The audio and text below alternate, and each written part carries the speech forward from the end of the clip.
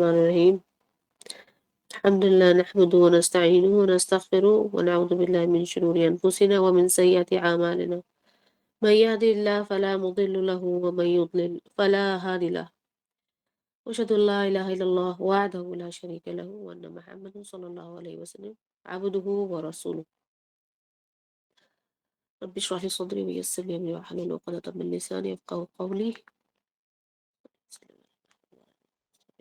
اما بعد ہم آج تھوڑا سا اپنا جو ہمارا چل رہا تھا لاسٹ سورہ البقرہ کے کچھ حصے ہم نے کر لیے تھے اللہ کے فضل سے. تو اب ایک سورہ جو کہ میں چاہتی تھی کہ ہم شروع میں کریں، وہ اس لیے کہ ایک تو یہ کہ آپ کے پڑھنے میں وہ آ جائے گی، پھر اس کی کچھ فضائل ہیں جو آپ کو جاننے بہت ضروری ہے، جو کہ ہمیں کیونکہ اپنی زندگی کے بہت آگے کے حصے میں پتہ چلے تو ہم چاہ رہے ہیں کہ آپ کو بھی پتہ چل جائے. اور سب سے بڑی بات یہ کہ یہ سورہ رسول اللہ صلی اللہ علیہ وسلم نمازوں میں اپنے جن نمازوں میں پڑھتے تھے، یہ اگر آپ ان نمازوں میں اس کو اپنا حصہ بنائیں گے، جو کہ آپ کو نماز نبوی کے اب اگلے ٹاپک میں جو اب ہم ڈسکس کریں گے نا، جب میں نے لاسٹ ٹائم اناؤنس کیا تھا کہ جو اب ہم نیکسٹ ٹاپک پڑھیں گے اوقات کے بعد، جو ہم نے ٹاپک پڑھنا ہے کہ کیا سنتیں تھیں. سنت نوافل سنتوں کی بات نہیں کر رہی ہوں، کہ رسول اللہ صلی اللہ علیہ وسلم کے کیا معمولات تھے، کون سی صورت پڑھتے تھے، کون سی آیت پڑھتے تھے، کون سی دعائیں پڑھتے تھے، کیونکہ جب وہ ہم اپنی زندگی میں اس کو شامل کرتے ہیں تو پھر ہمارا اجر بڑھ جاتا ہے. پھر اس سورہ کو جاننا یا ان صورتوں کو، ان آیات کو جاننا کہ اس کا کیا مطلب ہے. جیسے کہ ہم نے لفظ تلاوت کا مطلب سمجھا تھا، تو تلاوت کا مطلب تھوڑا سا ریمائنڈ کرا دیتی ہوں. لفظ تلاوت کا مطلب جھم جھم کے گنگنا گنگنا کے پڑھنے کو نہیں کہتے، نہ قرات کو کہتے ہیں. تلاوت کا مطلب ہوتا ہے اس طرح سے پڑھنا کہ ایک ایک لفظ حرف با حرف سننے والے کو اچھے سے سنائی دے. اور اچھے سے سنائی دینے کا مطلب ہوتا ہے، علماء ایکسپلین کرتے ہیں کہ ان کا جو حق ہے وہ ادا ہو رہا ہے، تاکہ سننے والے کو پتہ چل رہا ہے کہ آپ پڑھ کیا رہے ہیں، الفاظ اور لیٹر کیا پڑھ رہے ہیں. اور پڑھنے والے اور سننے والے دونوں کو اتنا موقع مل جائے، اسپیسنگ ہو جائے پڑھنے میں، یعنی کہ ترتیل یا پھر سپیڈ پڑھنے کی اتنی ہو کہ اس کا مطلب اس پر غور کرنے کا اس کو موقع مل جائے. اب مطلب پر غور کرنے کا موقع کا مطلب ہے کہ آپ کو مطلب پہلے سے معلوم ہے، تو پھر آپ جب دوبارہ سے آپ کو کہانی پڑھ رہے ہیں تو آپ کو وہ کہانی میں سب کچھ یاد آ جائے گا. ٹھیک ہے، لیکن ہم تو مطلب نہیں جانتے، تو تلاوت کا مطلب پھر یا مقصد جو ہے وہ فوت ہو جاتا ہے. ٹھیک ہے، اس لیے اس چیز کو دیکھیے گا کہ تلاوت کا آخر مطلب کیا ہوتا ہے. تو جس کے اندر تلاوت لفظ بیسکلی اس کا معنی ہوتا ہے کہ کسی چیز کو فالو کرنا. ٹھیک ہے، کسی چیز کے پیچھے پیچھے چلنا. تو اس کے بارے میں علماء بیان کرتے ہیں کہ قرآن کے الفاظ کو اس طرح پڑھنا کہ اس کے پیچھے اس کا مطلب آئے. کیسے آئے گا مطلب؟ ذہن میں آپ کے مطلب آ رہا ہوگا، الفاظ آپ اللہ سبحانہ تعالیٰ کے نازل کیے ہوئے پڑھ رہے ہوں گے. آج ہمارے سامنے ایک سورہ ہے، اس کا نام ہے سورۃ العلیٰ. ٹھیک ہے، العلیٰ، اعلیٰ نہیں ہے، یہ العلیٰ ہے، ایک خاص اعلیٰ کی بات ہو رہی ہے. اور اگر آپ لوگ نہیں جانتے تو آپ جان لیں کہ اللہ سبحانہ تعالیٰ کا نام ہے یہ. ٹھیک ہے، اللہ سبحانہ تعالیٰ کے بہت سے خوبصورت ناموں میں سے ایک نام ہے العلیٰ.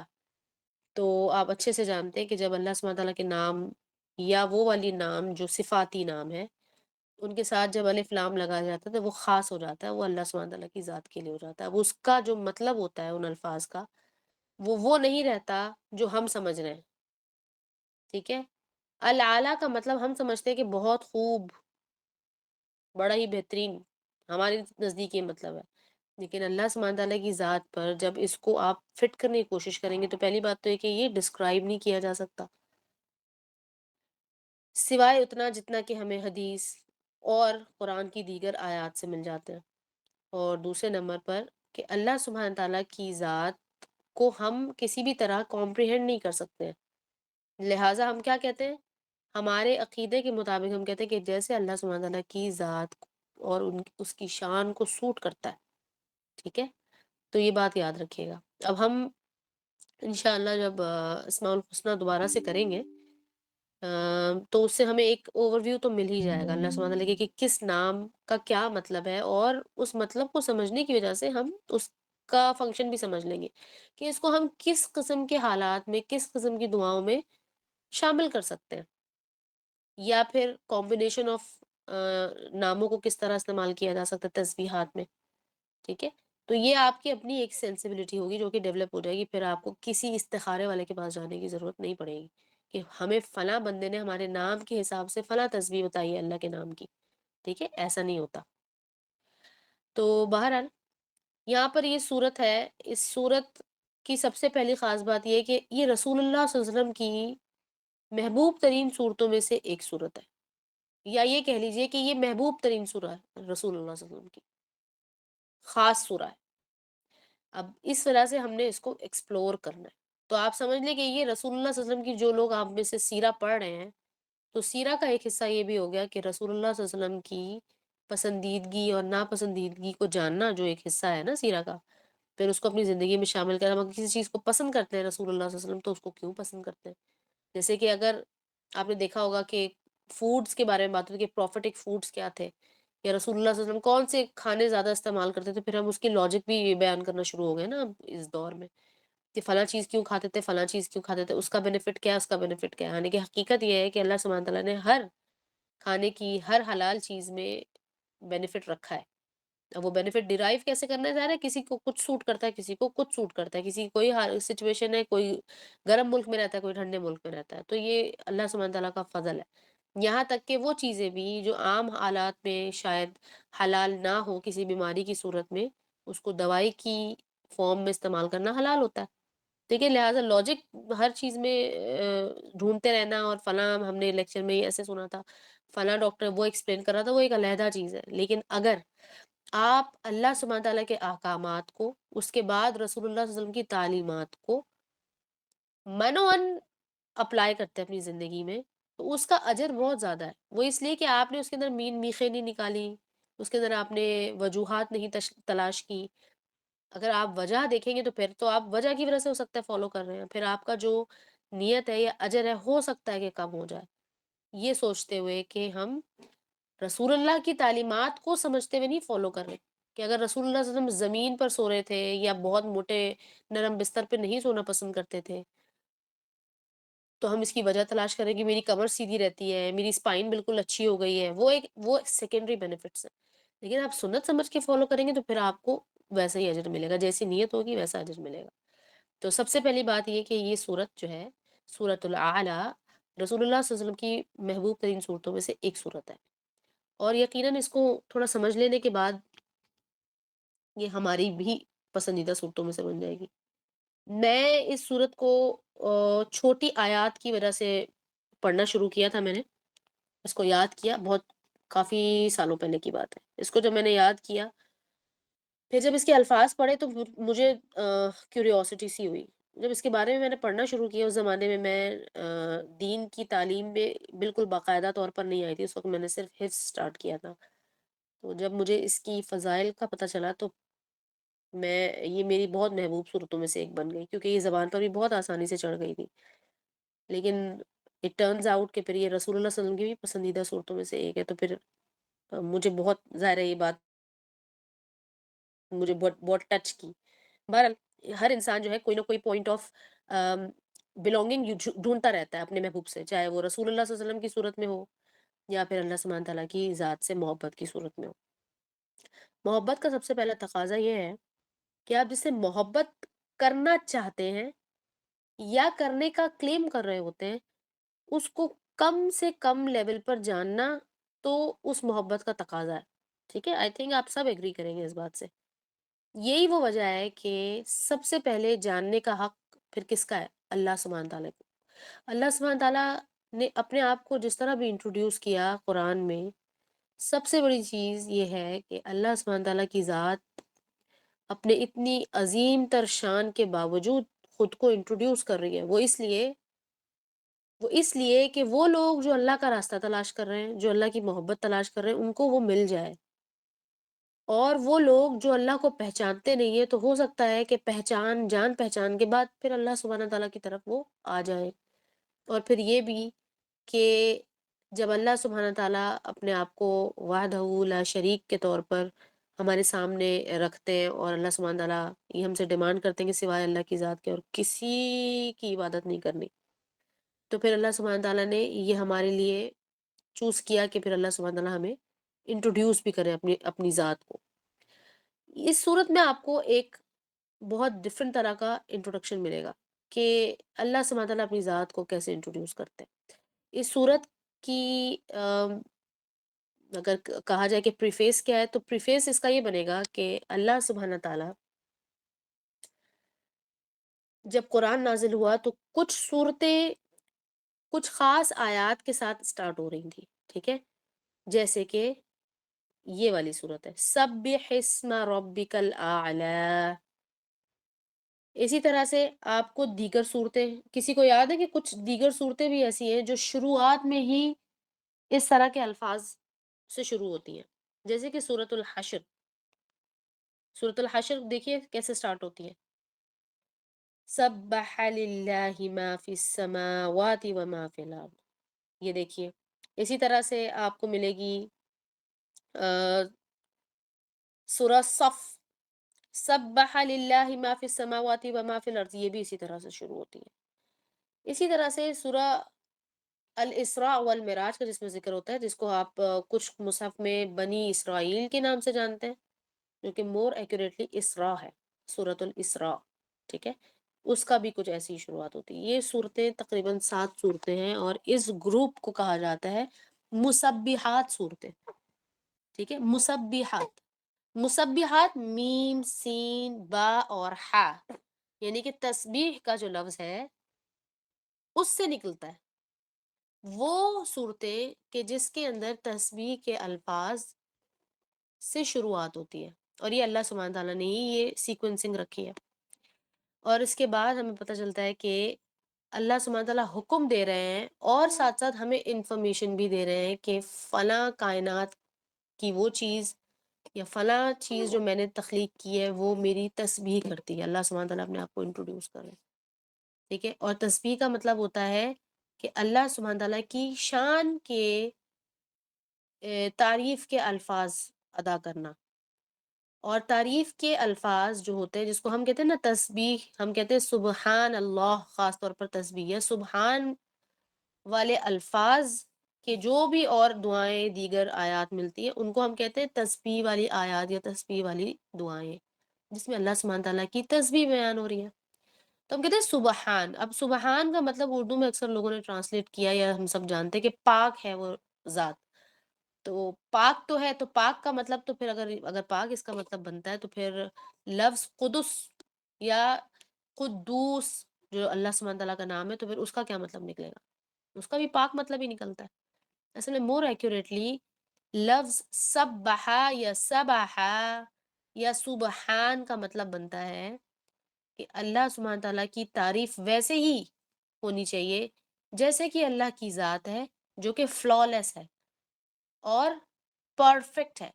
فلالیس اور پرفیکٹ، یہ دونوں الفاظ ایک ہی لفظ میں آئیں گے کہ کوئی کمی بیشی نہیں ہے اللہ سبحانہ تعالیٰ میں، کوئی مین مخ نہیں ہے، یعنی کہ کوئی ٹیڑھا پن، خدا نعوذ باللہ کسی طرح کا کوئی کمی نہیں ہے، یا ایسا نہیں ہے کہ بہت سی خوبیاں موجود ہیں تو کچھ چیزیں نہیں ہیں، ٹھیک ہے. جیسے کہ کچھ لوگ اس طرح کی باتیں کرتے ہیں کہ اللہ کی فیملی کیوں نہیں ہے، اللہ سبحانہ تعالیٰ کے بیٹے کیوں نہیں ہیں، بیٹیاں کیوں نہیں، یہ ساری باتیں آپ کو پتہ ہے مسلمانوں سے زیادہ دیگر عقائد کے جو لوگ ہیں وہ اس قسم کے سوال جواب کرتے ہیں. لیکن اللہ سبحانہ تعالیٰ اس کے بارے میں جو جواب دیتے ہیں وہ ایک ہی ہے، وہ یہی ہے کہ اللہ کی ذات سبحان ہے، فلالیس ہے. یہ تمام چیزیں کیا ہیں؟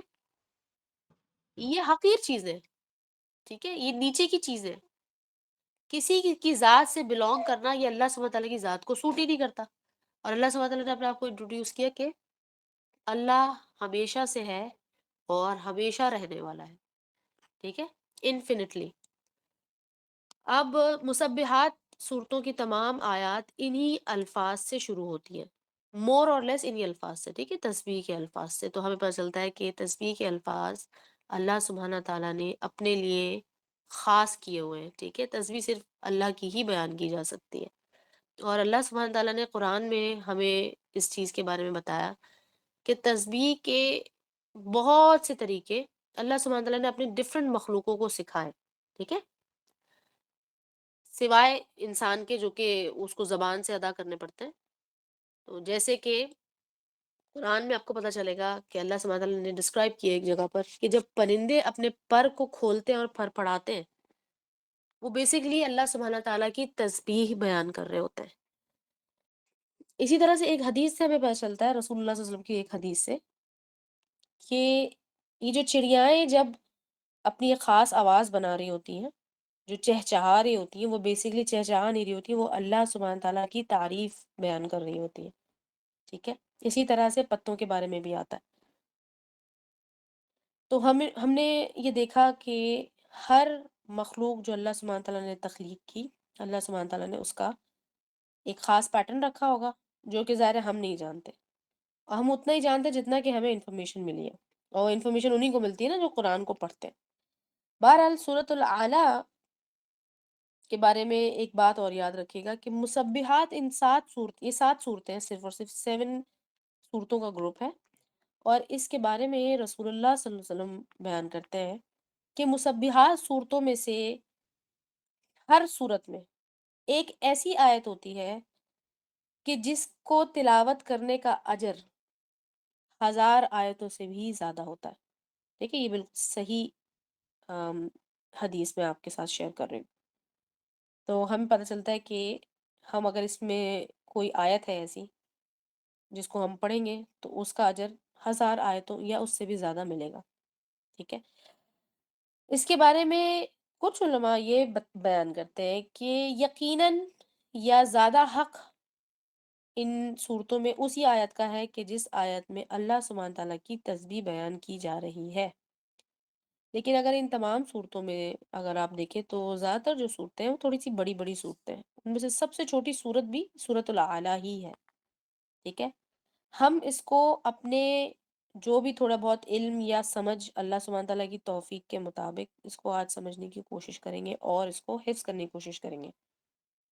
جس آپ میں سے جن کو حفظ ہے تو بہت اچھی بات ہے، ان کا ریویژن ہو جائے گا، وہ تھوڑا اس کے مطلب اور اس کی ایکسپلینیشن کو دیکھ لیں، اور جن کو نہیں اس صورت کے بارے میں کچھ خاص علم تو وہ آج یقیناً اس کو پہچان لیں گے۔ اس صورت کے ذریعے سے ہم اللہ سبحانہ تعالیٰ کو پہچان سکتے ہیں۔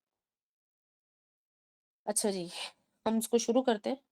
اعوذ باللہ من الشیطان الرجیم، بسم اللہ الرحمن الرحیم۔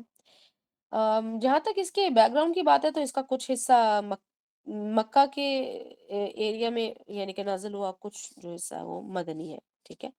اور آپ جانتے ہیں کہ پوری کی پوری صورتیں جو ہے زیادہ تر ایسا نہیں ہوا کہ تمام صورت ایک ہی وقت میں نازل کی گئی ہو، لہٰذا اس صورت میں 2 حصے آپ کو پتہ چلیں گے۔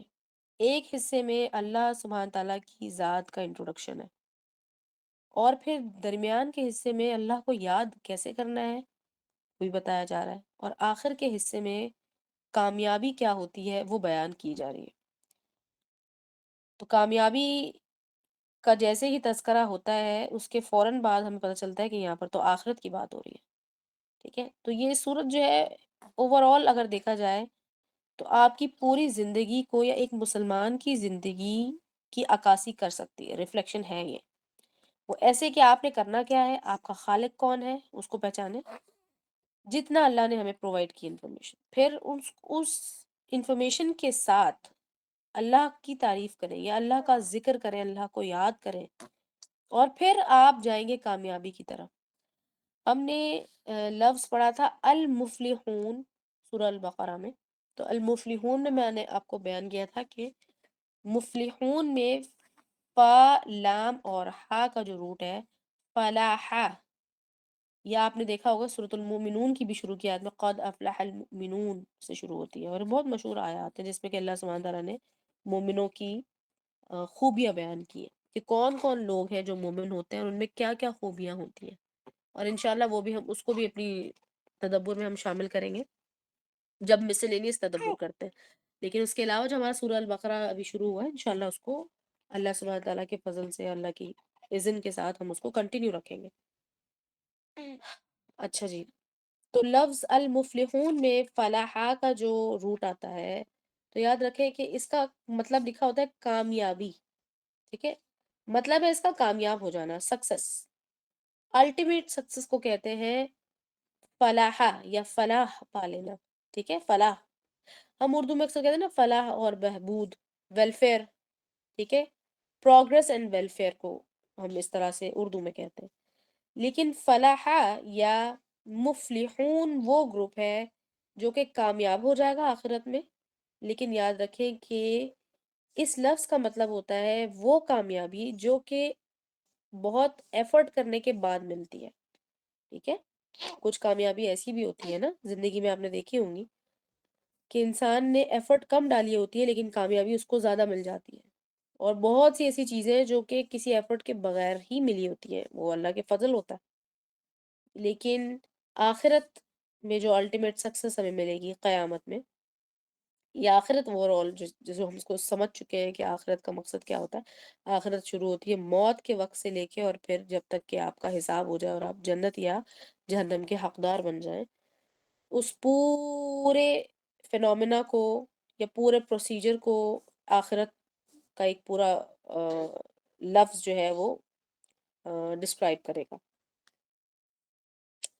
تو الٹیمیٹ سکسیس کے لیے ہمیں کیا کرنا ہے؟ کچھ ایفرٹ کرنی ہے. لیکن یاد رکھیں کہ چاہے آپ اپنے آپ کو کتنا بھی تھکا لیں ایفرٹ کر کے، اگر آپ کی گئی ایفرٹس اس دیے گئے مینول کے مطابق نہیں ہے جو کہ رسول اللہ صلی اللہ علیہ وسلم اپنی زندگی کے اندر ہمیں دے گئے تھے اپنی تعلیمات کے ذریعے، جو کہ اللہ سبحانہ تعالیٰ کے احکامات کے بعد ہمیں ملتی ہے، تو یاد رکھیں کہ اگر آپ کا وہ سب کچھ اس کے مطابق نہیں ہے، چیک لسٹ آپ کی مکمل نہیں ہے، تو پھر آپ یہ نہیں کہہ سکتے کہ میں نے محنت تو بہت کی تھی، میں نے کوشش تو بہت کی تھی، پھر کیوں میں کامیاب نہیں ہوئی یا نہیں ہوا. لہٰذا سب سے پہلے جو چیک کرنا ہے وہ یہ ہے کہ جس چیز میں آپ اپنے آپ کو تھکا رہے ہیں وہ اللہ سبحانہ تعالیٰ کے اصول کے مطابق ہے یا نہیں. اللہ کا اصول کیا ہے؟ اللہ سبحانہ تعالیٰ قرآن میں فرماتا ہے اللہ کا اصول وہ ہے جو کہ رسول اللہ صلی اللہ علیہ وسلم کی زندگی ہے. ٹھیک ہے، تو آئی تھنک کہ ہم میں سے کسی کو بھی اس بات پر شک نہیں ہونا چاہیے، نہیں تو پھر ظاہر ہے آپ کا عقیدہ ہل گیا. دوسرے نمبر پر یہ کہ جس طرح سے ہم اللہ سبحانہ تعالیٰ کے اذن اور رضا کے ساتھ کسی طرح آپ مسلمان ہیں، شاید ہم مسلمان گھرانے میں پیدا ہو گئے، یا ہو سکتا ہے کچھ ٹائم کے بعد ہم میں سے کچھ ایسے بھی ہوں گے جو کہ بعد میں کنورٹ ہو گئے، پوری کی پوری فیملی کنورٹ ہو گئی. کچھ ایسے ہیں جن کی فیملی میں سے چند ایک کنورٹ ہو گئے، یعنی کہ ریورٹ مسلمان بن گئے بعد میں. لیکن جو اس میں سے خاص غور طلب بات ہے وہ یہ کہ وہ لوگ جو کہ مسلمان گھرانوں میں پیدا ہوئے ہیں، بائی برتھ بورن مسلم تھے، تو کیا بڑے ہونے کے بعد یا سمجھداری آ جانے کے بعد، ایک خاص سینسیبلٹی آ جانے کے بعد انہوں نے خود سے اسلام کو اپنایا، یا پھر وہ کلچرلی شلوار قمیض پہن کے دوپٹہ اوڑھ کے یا ٹوپی سر پہ باندھ کے داڑھی بڑی کر کے اور نماز پڑھنے کو جا رہے ہیں کیونکہ جمعے کو سب نماز پڑھنے جاتے ہیں تو چلو میں بھی چلا جاتا ہوں. اس لیے اپنے دل سے اس چیز کو قبول کرنا، اللہ سبحانہ تعالیٰ کا بندہ بننا اپنی ول سے، یہ کہلاتا ہے مسلمان کی جو ڈیفینیشن ہے. یا لفظ مسلمان کا مطلب بیسیکلی یہی بنتا ہے. مسلم ہونے کا مطلب ہے کہ آپ نے اللہ سبحانہ تعالیٰ کو تسلیم کیا اپنا رب.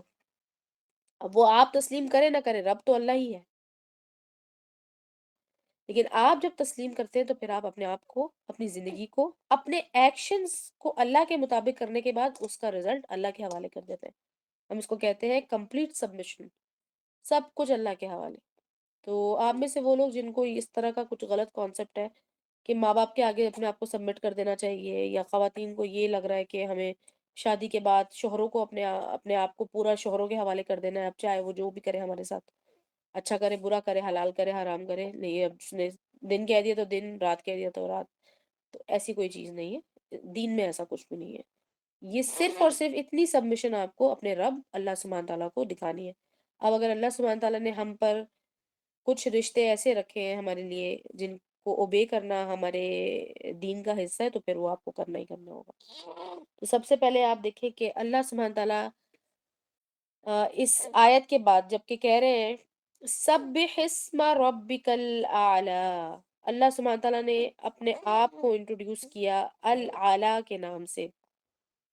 ٹھیک ہے، العلی، کہ تمہارا جو رب ہے وہ العلی ہے. العلی کا مطلب ہوتا ہے، اس کے بارے میں مفسرین لکھتے ہیں اس لفظ کے بارے میں کہ العلی کا مطلب ہے کہ ظرف کے اعتبار سے بھی بہت اونچا، پاور کے لحاظ سے بھی بہت اونچا، اور فزیکل پوزیشن کے اعتبار سے بھی بہت اونچائی پر. اس لیے ہم لکھتے ہیں دا موسٹ ہائی، اکثر لکھا ہوتا ہے انگلش میں. ٹھیک ہے، دا موسٹ ہائی، الاعلی. ٹھیک ہے، اب اللہ سبحانہ تعالیٰ نے اپنے لیے یہاں پر لفظ اللہ استعمال نہیں کیا. فی الحال اللہ سبحانہ تعالیٰ ہمیں سمجھا رہے ہیں کہ اللہ سبحانہ تعالیٰ کے نام، اس کی تسبیح کرو. سبح اسم، یہاں پر جب شدہ کے ساتھ آ رہا ہے تو یہ حکم ہے. ٹھیک ہے، اور گرامر آپ لوگ جو پڑھ رہے ہیں اور جو نہیں پڑھ رہے ہیں، بہرحال کو سمجھ لیں کہ گرامر کے اعتبار سے آپ کو سمجھ میں آئے گی کہ سبح، سبحی اور سبح، ان سب میں کیا فرق ہے. بہرحال کہنے کا مقصد فی الحال یہ ہے کہ سبح اسم ربک اسم، اللہ کے نام. اللہ سبحانہ تعالیٰ نے کہا کہ میرے نام کی تعریف کرو، یا میرے نام کے ساتھ میری تسبیح کرو. ٹھیک ہے، سبح اسم ربک العالی، اپنے رب کی جو کہ بہت اعلیٰ ہے، اس کے نام کو بہت بہت بہت زیادہ آم، تسبیح کرو، جو کہ ہم اردو میں کہتے ہیں تسبیح کرنا. ٹھیک ہے، یعنی کہ بہت بار اللہ کو یاد کرنا، اللہ سبحانہ تعالیٰ کے تمام ایٹریبیوٹس کو سمجھتے ہوئے، جانتے ہوئے. اور جتنی دفعہ آپ کسی چیز کو یاد کرتے ہیں نا، فوکس کے ساتھ، تدبر کے ساتھ، تو کیا ہوتا ہے کہ وہ گہری ہوتی جاتی ہے. ٹھیک ہے، دل میں آپ کے وہ سمجھ لے کہ اور گہرائی کے ساتھ بیٹھتی جائے گی کہ اچھا، اللہ کی ذات بہت اونچی بھی ہے. اوکے، اللہ کی ذات تو بہت پرفیکٹ ہے، اللہ کی ذات بہت فلالیس ہے، اللہ کی ذات سننے والی بھی ہے، اللہ کی ذات دیکھنے والی بھی ہے. اللہ سبحانہ تعالیٰ ہمیں سوتے ہوئے بھی دیکھتے ہیں، جاگتے ہوئے بھی دیکھتے ہیں. جو ہمارے سامنے ہے وہ بھی اللہ کو پتہ ہے، اور جو ہمارے اندر چھپا ہوا ہے وہ بھی اللہ کو پتہ ہے. آپ یہ تمام چیزیں جتنی بار دل میں بیٹھ کر، اکیلے بیٹھ کر جب اللہ کو یاد کرتے، تو یہ ساری چیزیں کیا ہوتی ہیں، ری آئٹریٹ ہوتی ہیں، آپ کے دل کو بینیفٹ کرتی ہیں، اور آپ کے دل میں باقاعدہ کہنا چاہیے ہمیشہ ہمیشہ کے لیے وہ انگریو ہو جاتی ہیں. پھر الذی خلق فسوی، وہی ہے جس نے ہر چیز کو خلقا، کریٹ کیا. ٹھیک ہے، اچھا، خلقہ کا مطلب ہوتا ہے کہ ایک خاص طریقے پر پیدا کرنا. ٹھیک ہے، اس کے بارے میں یہ بھی لکھا جاتا ہے، اس لفظ کے بارے میں، خالق کے بارے میں، کہ کسی بھی چیز کو آم، تخلیق کرنا یا بنانا یا مینوفیکچر کرنا بالکل ابتدا سے. ہم کہتے ہیں نا فرام دا اسکریچ، میں نے فلاں چیز بنائی ہے فرام دا اسکریچ، یعنی کہ میرے پاس کچھ بھی نہیں تھا پھر بھی میں نے بنایا. حالانکہ ہمارے پاس را مٹیریل ہوتا ہے، لیکن اللہ سبحانہ تعالیٰ نے را مٹیریل بھی تخلیق کیا، پھر را مٹیریل سے مزید چیزیں ڈیرائیو کر کے بھی ڈفرینٹ چیزیں جو بھی اللہ سبحانہ تعالیٰ نے تخلیق کی ہیں، جو بھی اللہ کی مخلوقات ہیں. اور اللہ سبحانہ تعالیٰ نے کیا ہے کہ الذی خلقہ، وہی ہے جس نے خلقہ، جس نے کہ کریشن کیا، اور فسوا کیا. فسوا کا مطلب ہوتا ہے، فا زبر فا کو علیحدہ کر دیجئے، سوا کا مطلب ہوتا ہے ہر چیز کو ایک خاص پیٹرن اور ایک خاص میجرمنٹ کے ساتھ بنایا. ٹھیک ہے، اب میجرمنٹ میں سائز کا میجرمنٹ بھی ہو سکتا ہے، میجرمنٹ فسوا کے اندر کوانٹٹی بھی آ جاتی ہے، اور فسوا کے اندر پیٹرن بھی آ جاتا ہے. جیسے کہ اگر ہم انسانوں کی بات کریں تو کالے، گورے، چھوٹے، بڑے، موٹے، پتلے سب آ جاتے ہیں، اور کتنے ہوں گے وہ بھی سب آ جاتے ہیں. لیکن ہماری تو جو سوچ ہے وہ بہت لمیٹڈ ہے. اللہ سبحانہ تعالیٰ نے صرف انسان نہیں، حیوان نہیں، اور کیڑے مکوڑے، اور یہ جو ہمیں نظر آتا ہے آسمان، چاند، ان سب کے علاوہ بھی بہت سی چیزیں جو اللہ سبحانہ تعالیٰ نے تخلیق کی ہیں، اور ان سب کو اللہ سبحانہ تعالیٰ نے اسکریچ سے بنایا ہے.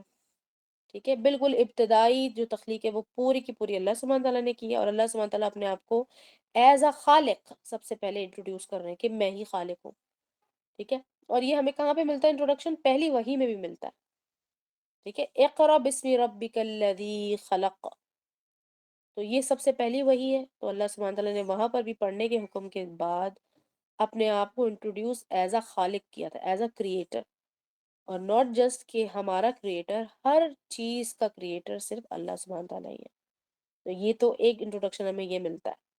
اس انٹروڈکشن سے پہلے پہلی آیت میں ہمیں کیا ملا؟ ہم نے دیکھا کہ اللہ سبحانہ تعالیٰ بیان کرتے ہیں کہ اللہ کہہ رہے ہیں کہ تمہارا جو رب ہے جو کہ العالی ہے اس کی خوب تسبیح بیان کرو، ٹھیک ہے؟ تو ہمیں پتہ چلتا ہے کہ لفظ خالق یہ بھی ایک بہت خوبصورت اللہ کا نام ہے، جو کہ اللہ کو بہت محبوب ناموں میں سے ایک نام ہے، اس لیے کہ یہ ایک واحد آ، آ، نام ہے جو کہ اللہ سبحانہ تعالیٰ کی ذات سے یونیک ہے۔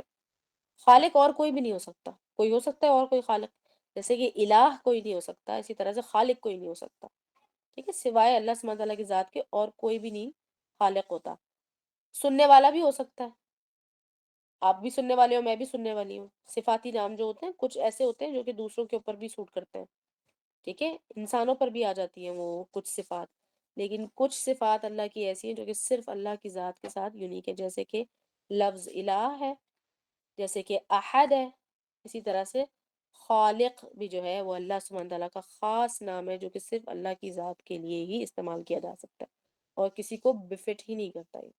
پھر والذی قدر فہدی، اچھا جی، پھر اللہ سبحانہ تعالیٰ کہتے ہیں اور وہی ہے، اللہ اپنی ذات کو انٹروڈیوس کر رہے ہیں اور اپنے آپ کے بارے میں ہی کہہ رہے ہیں کہ یہ وہی رب ہے تمہارا جو کہ قدر اور فہدی، کہ اللہ سبحانہ تعالیٰ نے ہر چیز کو پیدا کرنے کے بعد اس کا ایک خاص پیٹرن بنایا یا اس کا کوئی خاص مقصد بنایا، پھر اس مقصد کو حاصل کرنے میں جو بھی اس کی جیسے کہ گروتھ ہوتی ہے، نشو و نما ہوتی ہے، قدر کو کہتے ہیں قدرہ، اس کا کتنا ٹائم سپین ہونا چاہیے، گروتھ میں کتنا ٹائم لگے گا، گروتھ کے بعد میچورٹی میں کتنا ٹائم لگے گا، یا پھر اوور آل اس شروع سے لے کے آخر تک اس کا کیا ٹائم ہونا چاہیے۔ فار ایگزامپل ایک ٹری، یا ہم نے دیکھا ہوگا کہ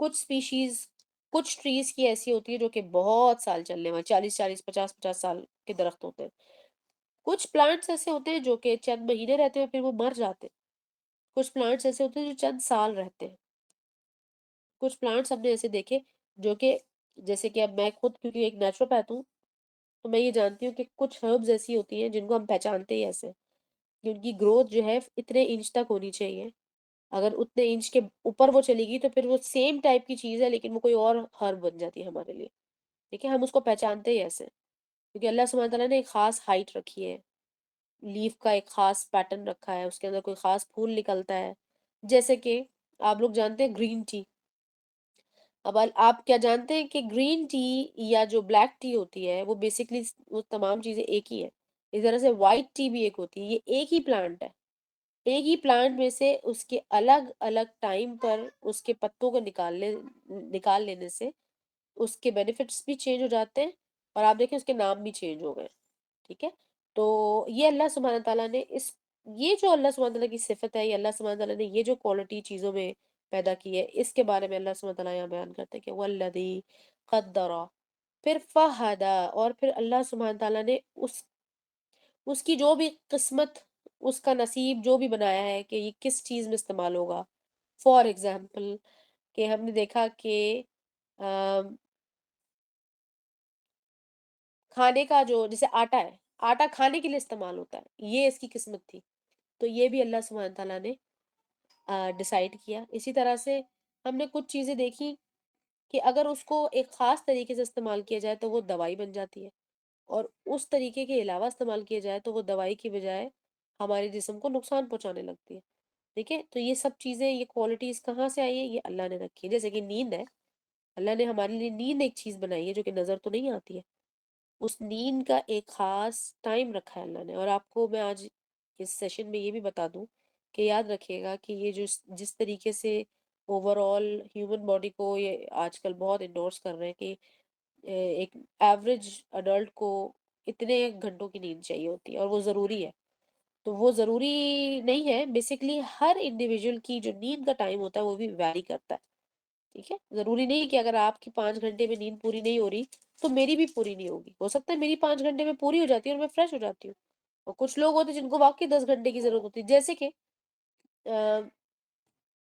جو فرسٹ ٹائم مامز ہوتی ہیں ان کو 12 سے 14 گھنٹے کی نیند چاہیے ہوتی ہے، ٹھیک ہے؟ اس کے برعکس جو دوسری کوئی اور خاتون ہوگی دوسری ایج کی، ہو سکتا ہے ان کو جو ہے وہ 7 سے 8 8 گھنٹے میں ان کے لیے کافی ہو۔ تو اللہ سبحانہ تعالیٰ نے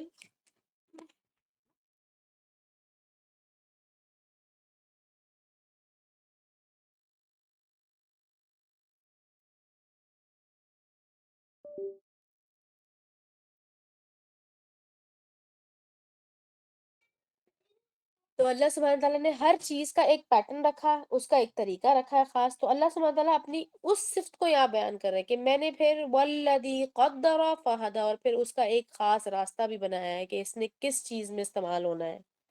پھر اس کے بعد والذی اخرج المرعى. اچھا اسی طرح سے یاد رکھیں کہ اللہ سبحانہ تعالیٰ، ایک منٹ.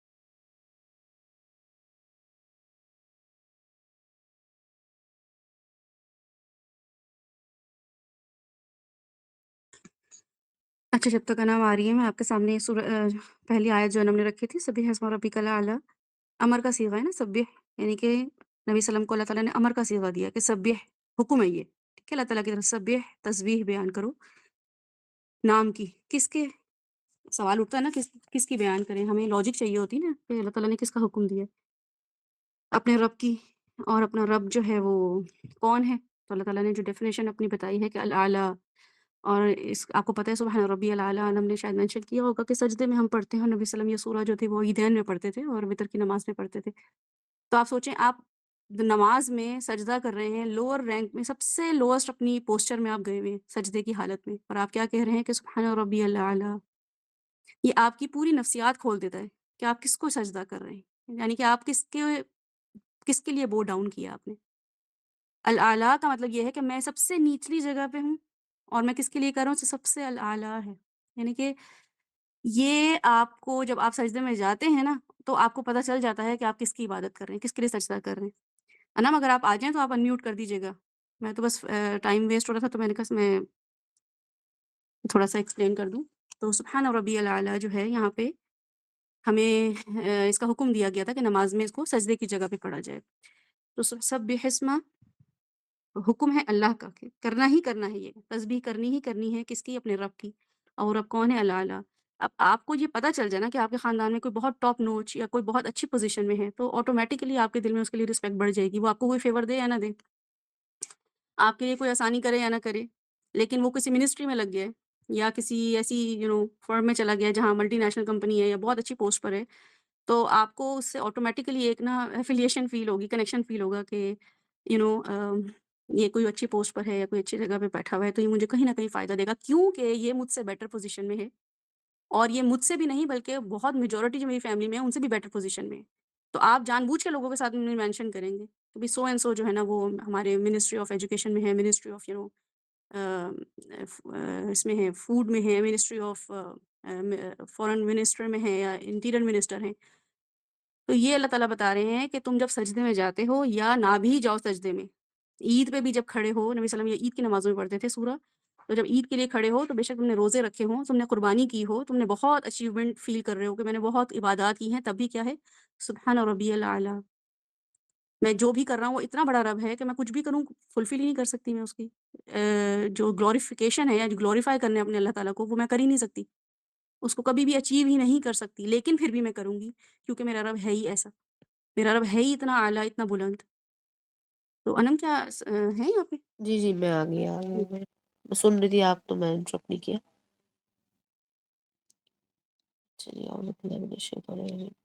اچھا اب کیونکہ یہ مسبحات صورتوں میں سے اور مفصلات صورتوں میں سے بھی ہے یہ، یہ سورت، تو لہٰذا چھوٹی آیت ہے اور اس کی ایکسپلینیشن بہت زیادہ ہے، ٹھیک ہے؟ پھر اس کا ایک بیک گراؤنڈ بھی ہوگا، پھر یہ کہ یہ رسول اللہ صلی اللہ علیہ وسلم پر نازل جب ہوئی تو پھر اس سچویشن میں اس کا کیا مقصد ہے، تو یہ تمام چیزیں ہم تفسیر میں دیکھتے ہیں، لیکن اس صورت کو اگر ہم نے مزید ڈیٹیل میں دیکھا تو ہمارے پاس وقت جو ہے وہ کم رہے گا۔ بہرحال اس کو سمجھنا یہ ہے کہ اللہ سبحانہ تعالیٰ، ہم نے کیونکہ یہ ٹائٹل رکھا کہ اللہ سبحانہ تعالیٰ کی ذات کا انٹروڈکشن ہے، تو وہ کیا ہے؟ کم سے کم اللہ کی ذات کو آپ اس قدر تو امپورٹنس دیں کہ کم سے کم جو انٹروڈکشن اللہ نے خود ہمیں دے دیا ہے ہمیں وہ تو پتہ ہونا چاہیے۔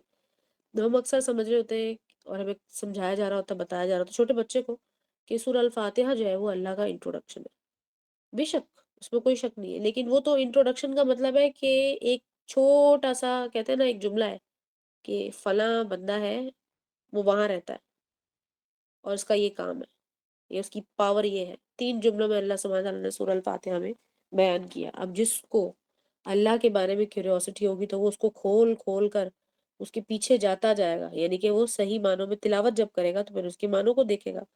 لیکن ہم سورۃ العلیٰ میں ہم دیکھ رہے ہیں کہ اللہ سبحانہ تعالیٰ اپنی بہت سی مزید خوبیاں اور بہت سے ایسے کام جو اللہ سبحانہ تعالیٰ نے ہمارے فیسیلیٹیشن کے لیے کیے، وہ اللہ سبحانہ تعالیٰ بتا رہے ہیں۔ تو جب آپ اپنی دی ہوئی فیسلٹیز کو، جو کہ مٹیریل فیسلٹیز بھی ہو سکتی ہے اور دوسری دیگر فیسلٹیز جو اللہ نے دی ہیں آپ کو، جو کہ بیسکلی اللہ نے دی ہے چاہے آپ مانیں یا نہ مانیں، جب آپ ان کی طرف دیکھتے ہیں تو آپ کو اس بات کا اندازہ ہونا چاہیے کہ کوئی ذات ہے جو آپ کو پرووائڈ کر رہی ہے، اور وہ اگر چاہے تو وہ سب کچھ کھینچ بھی سکتی ہے۔ آپ نے یہ سب مانگا نہیں تھا، لیکن اس کو معلوم تھا کہ آپ کو ان چیزوں کی ضرورت پڑے گی، اور اللہ سبحانہ تعالیٰ قرآن میں فرماتے ہیں کہ بہت سے ایسے جن اور انسان ہیں جن کو ہم نے پیدا ہی جہنم کے لیے کیا، ٹھیک ہے؟ یہ بات یاد رکھیے گا۔ تو یہ ہرگز نہ سمجھیں کہ اللہ سبحانہ تعالیٰ نے اگر ہمیں بہت سی چیزوں سے نوازا ہوا ہے تو ہم سمجھ رہے ہیں کہ میں تو بہت لکی ہوں، تو اس کا مطلب ہے آخرت میں بھی اللہ تعالیٰ مجھے بہت دیں گے۔ اللہ کے بارے میں اچھا گمان رکھنا یہ تو مومن کی نشانی ہے، لیکن گمان ایسے نہیں ہوگا، آپ پہلے اس کے بارے میں نالج حاصل کریں اور پھر اللہ سبحانہ تعالیٰ سے اس طرح کا گمان رکھیں۔ اور گمان بہت حد تک جو ہے آپ کے اپنے ایکٹیویٹیز، آپ کی ڈیڈز جو ہے نا اس پر بھی ڈیپینڈ کرتا ہے، یاد رکھیے گا۔ تو بہت سارے ہم ایسے کام کرتے ہیں جس سے ہمیں یقین ہو جاتا ہے کہ اب اللہ سبحانہ تعالیٰ کی مدد ہمارے لیے آئے گی، یا بہت سے ایسے کام ہوتے ہیں جو ہم کرنے کے بعد بہت پریشان ہو جاتے ہیں، ہمارا جو ضمیر ہوتا ہے وہ شدید پریشان ہو جاتا ہے کہ شاید ایسا نہ ہو کہ اللہ سبحانہ تعالیٰ مجھ سے ناراض ہو گئے، تو وہ توبہ استغفار کی طرف جاتا ہے، ٹھیک ہے؟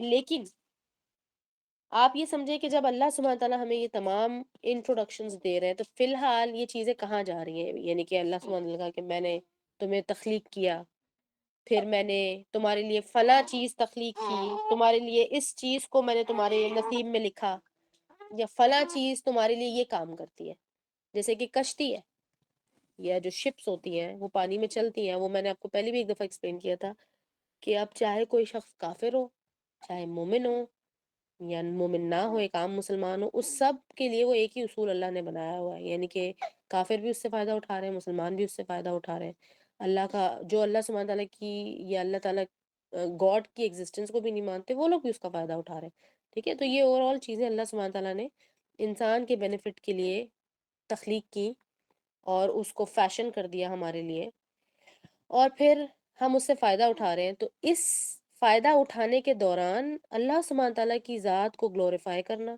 اس کی تسبیح کرنا، اللہ کا شکر گزار ہونا، یہ ایک مسلمان کو کم سے کم یہ تو کرنا چاہیے۔ لہٰذا اس صورت میں ہمیں یاد دہانی بھی ہو رہی ہے کہ اللہ سبحانہ تعالیٰ کہہ رہے ہیں کہ میں ہوں کون، پھر آگے کہتے ہیں آیت نمبر 4 میں کہ وَالَّذِي أَخْرَجَ الْمَرْعَىٰ، اللہ سبحانہ تعالیٰ کہہ رہے ہیں کہ میں وہی ہوں۔ اچھا یہاں پر نا اس آیت میں یاد رکھیں کہ اللہ سبحانہ تعالیٰ نے مور ایکوریٹلی، اللہ سبحانہ تعالیٰ یہاں پر گرینری کی بات کر رہے ہیں یا اوور آل پلانٹس، یا کہتے ہیں نا کہ کلٹیویشنس کی بات ہو رہی ہے۔ اللہ سبحانہ تعالیٰ کہہ رہے ہیں کہ میں نے جتنا بھی کچھ نکالا، اخراجہ المرعى، زمین سے باہر نکالا ہے جو کچھ بھی، اور وہ زمین سے بھی بہت سی چیزیں آپ کو ملتی ہیں، بہت سی چیزیں آپ کو جیسے سی ویڈ وغیرہ آپ کو سمندر میں سے ملتی ہیں، اور یہ تمام چیزیں کس کو بینیفٹ کر رہی ہیں، کس کے فائدے کے لیے، کس کی نیوٹریشن کے لیے ہے؟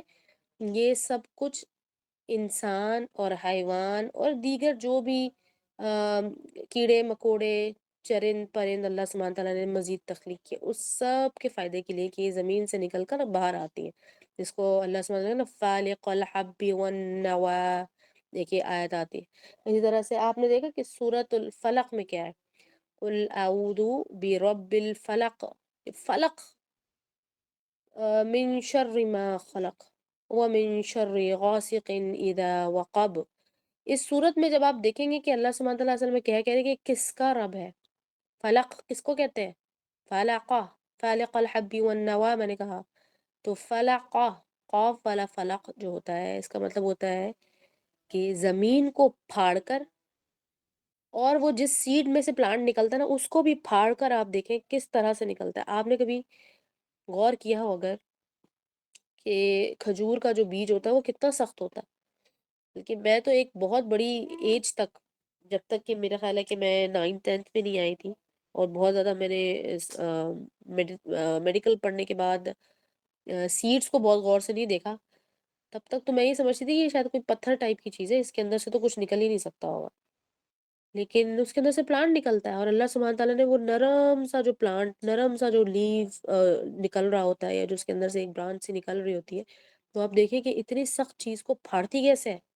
अब चाहे आप इसको कहीं भी रख दें, आपने अक्सर देखा होगा कि टाइल्स वगैरह लगे होते हैं फुटपाथ पे, और रफ टाइल्स लगे होते हैं इतने मोटे-मोटे सीमेंट के, कंक्रीट के, उसके दरमियान में से कोई प्लांट निकल के आ जाता है, कभी देखा है आपने? कि बारिश वगैरह हो रही है या कहीं से वो पानी का लीक हो रहा है किसी पाइपलाइन से, तो वहाँ पर वो छोटा-सा कोई भी प्लांट बन जाता है। ये अल्लाह सुब्हान तआला की कुदरत है। अल्लाह सुब्हान तआला अपने आप को यहाँ पर ऐसे इंट्रोड्यूस कर रहे हैं कि वल्लज़ी अखरजल मरअ, मैं ही हूँ, जो ज़मीन से बाहर निकाल रहा हूँ ये तमाम खाना-पीना या व्हाटएवर यूसेज की चीज़ें जो नेचर प्रोड्यूस कर रही है वो मैं हूँ करने वाला। और फिर होता क्या है कि ये कंज़्यूम कौन करता है? इंसान कंज़्यूम करता है, ठीक है? हैवान कंज़्यूम करते हैं, और इंसान और हैवान को कौन कंज़्यूम करता है? ज़मीन वापस। क्या आप जानते हैं कि क्रूड ऑयल, आप में से कोई अगर इस फील्ड का है तो हो सकता है कि वो जानता हो कि क्रूड ऑयल जो होता है, जो हम कहते हैं ना फलाँ जगह से तेल निकल के आया है, या फलाँ जगह फलाँ मुल्क में बड़ा तेल निकल आया है और वो अमीर हो गया है। क्या आप जानते हैं कि क्रूड ऑयल वहाँ प्रोड्यूस होता है जहाँ हज़ारों साल पहले इंसान जो है वो मासेस में बरी किए गए हों या रह गए हों वहाँ पर उसके बाक़ियात। वहाँ पर कुदरती तौर पे क्रूड ऑयल प्रोड्यूस होता है, ये अल्लाह सुब्हान तआला ने एक प्रोसीजर बनाया है। और इस आयत से हमें पता चलता है कि ये खाना-पीना और यूसेज, ये लकड़ी वगैरह जो भी हम इस्तेमाल करते हैं, ये तमाम चीज़ें कंज़्यूम कर लेने के बाद इंसान भी, जानवर भी वापस ज़मीन का हिस्सा बन जाता है, और फिर ज़मीन से फिर से नई कल्टीवेशन होती है। फिर नए इंसान उसको खाते हैं, हैवान खाते हैं, और फिर वो उसकी जिस्म का हिस्सा बनता है, और वो जो इंसान है या वो हैवान है, वो एक दूसरे के यूसेज का हिस्सा बनते हैं, और फिर वो दोबारा से ज़मीन में चले जाते हैं, ठीक है? ये पूरा प्रोसीजर है, साइकिल की तरह चल रहा है। तो इसको देखिए इस आयत में।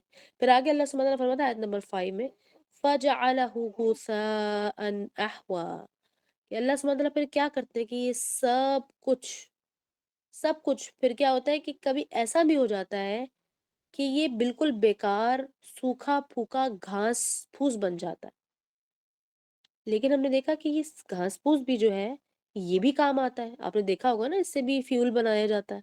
और आजकल तो आपको पता है कितने प्लांट बेस्ड और ऑर्गेनिक, कहते हैं ना बायो फ्रेंडली किस्म के बर्तन और मशीनरीज़ और ओवरऑल केमिकल्स बन रहे हैं। वो कैसे बन रहे हैं? वो इन्हीं ड्राइड अप चीज़ों से बन रहे हैं, ठीक है? डेड एंड ड्राई या डिटेरियोरेटेड आप कह सकते हैं, या आप कह सकते हैं कि बायोडिग्रेडेबल जो चीज़ें होती हैं, ठीक है? इस आयत में अल्लाह सुब्हानहू तआला ने ये फरमाया कि भई ये करता क्या हूँ कि फजअलहु गुसाअन अहवा, और इससे याद रखिएगा कि अहवा का मतलब होता है, यहाँ से हवा से निकला है, हवा का मतलब होता है, या हव्वा का मतलब होता है अम, dark green, deep green colour को कहते हैं, ठीक है? ऐसा ग्रीन डीप जो कि दूर से देखने में लगता है कि काला है, ठीक है? तो इसका ये लिटरल मतलब तो इसका बहरहाल यही है। होता यही है कि हमने देखा कि ये तमाम चीज़ें जब के ताज़ा, जैसे अगर आप प्लांट्स को देखें, तो प्लांट्स जो अल्लाह सुब्हान तआला हमारे यूज़ के लिए, खाने-पीने या दीगर चीज़ों के लिए बनाए हैं, वो हमने देखा कि जब हम उसको प्लांट से तोड़ देते हैं, तो उसका ग्रीन कलर कुछ टाइम के लिए बरकरार रहता है। फिर वो डार्क हो जाता है, और डार्क होते, होते, होते, होते वो ब्लैक चला जाए, यानी कि उसका एक उसकी स्टेट चेंज हो जाती है। तो अगर वो फ्रेश होता है तो वो हो सकता है खाने-पीने, न्यूट्रिशन के लिए इस्तेमाल हो, चाहे वो इंसान हो, हैवान हो। और जब वो ड्राइड अप हो जाता है तो फिर वो किसी और काम आता है। बहरहाल ओवरऑल अल्लाह सुब्हान तआला ने ये तमाम चीज़ें कितने मुख्तलिफ स्टेजेस पे मुख्तलिफ यूसेजेस के लिए अल्लाह सुब्हान तआला ने तख्लीक की है। और यहाँ अल्लाह सुब्हान तआला अपनी ज़ात को एक्सप्लेन करने के साथ-साथ और भी चीज़ों को एक्सप्लेन कर रहे हैं कि ये तमाम प्रोसीजर्स जो इंसान समझ रहा है कि मैंने कर लिया है, मैंने प्रोग्रेस कर ली है, मुझे मिल गया है, देखो तेल निकालने का ये तरीका होता है, कोयले की कान में से कोयला भी निकलता है, डिफरेंट किस्म के जेम्स भी निकलते हैं, ये इंसान कर रहा है, ये इंसान नहीं कर रहा, ये बेसिकली अल्लाह सुब्हान तआला कर रहे हैं।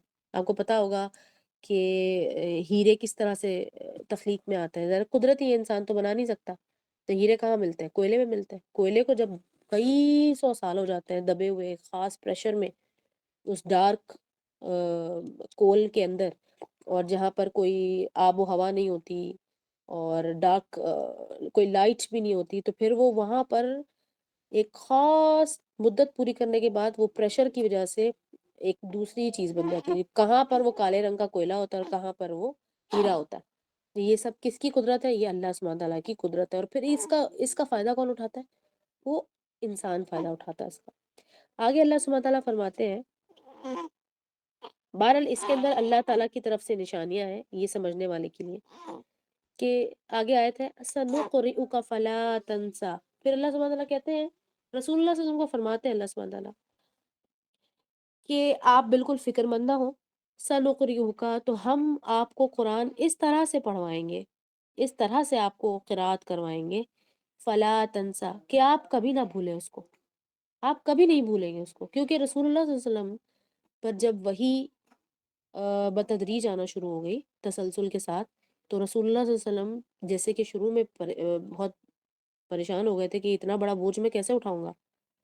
और अभी तो मैं ये पहुँचा रहा हूँ, लेकिन अगर ज़्यादा हो गया तो क्या होगा? तो उसको वो तो छोटी-छोटी आयतें भी रसूलुल्लाह सल्लल्लाहु अलैहि वसल्लम के ऊपर बहुत भारी थी।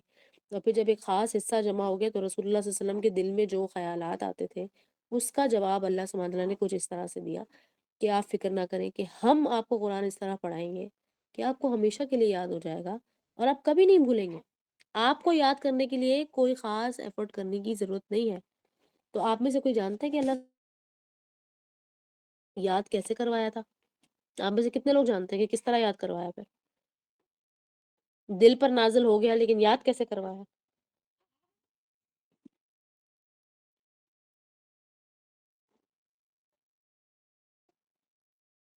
कोई भी नहीं है? किसी को नहीं मालूम?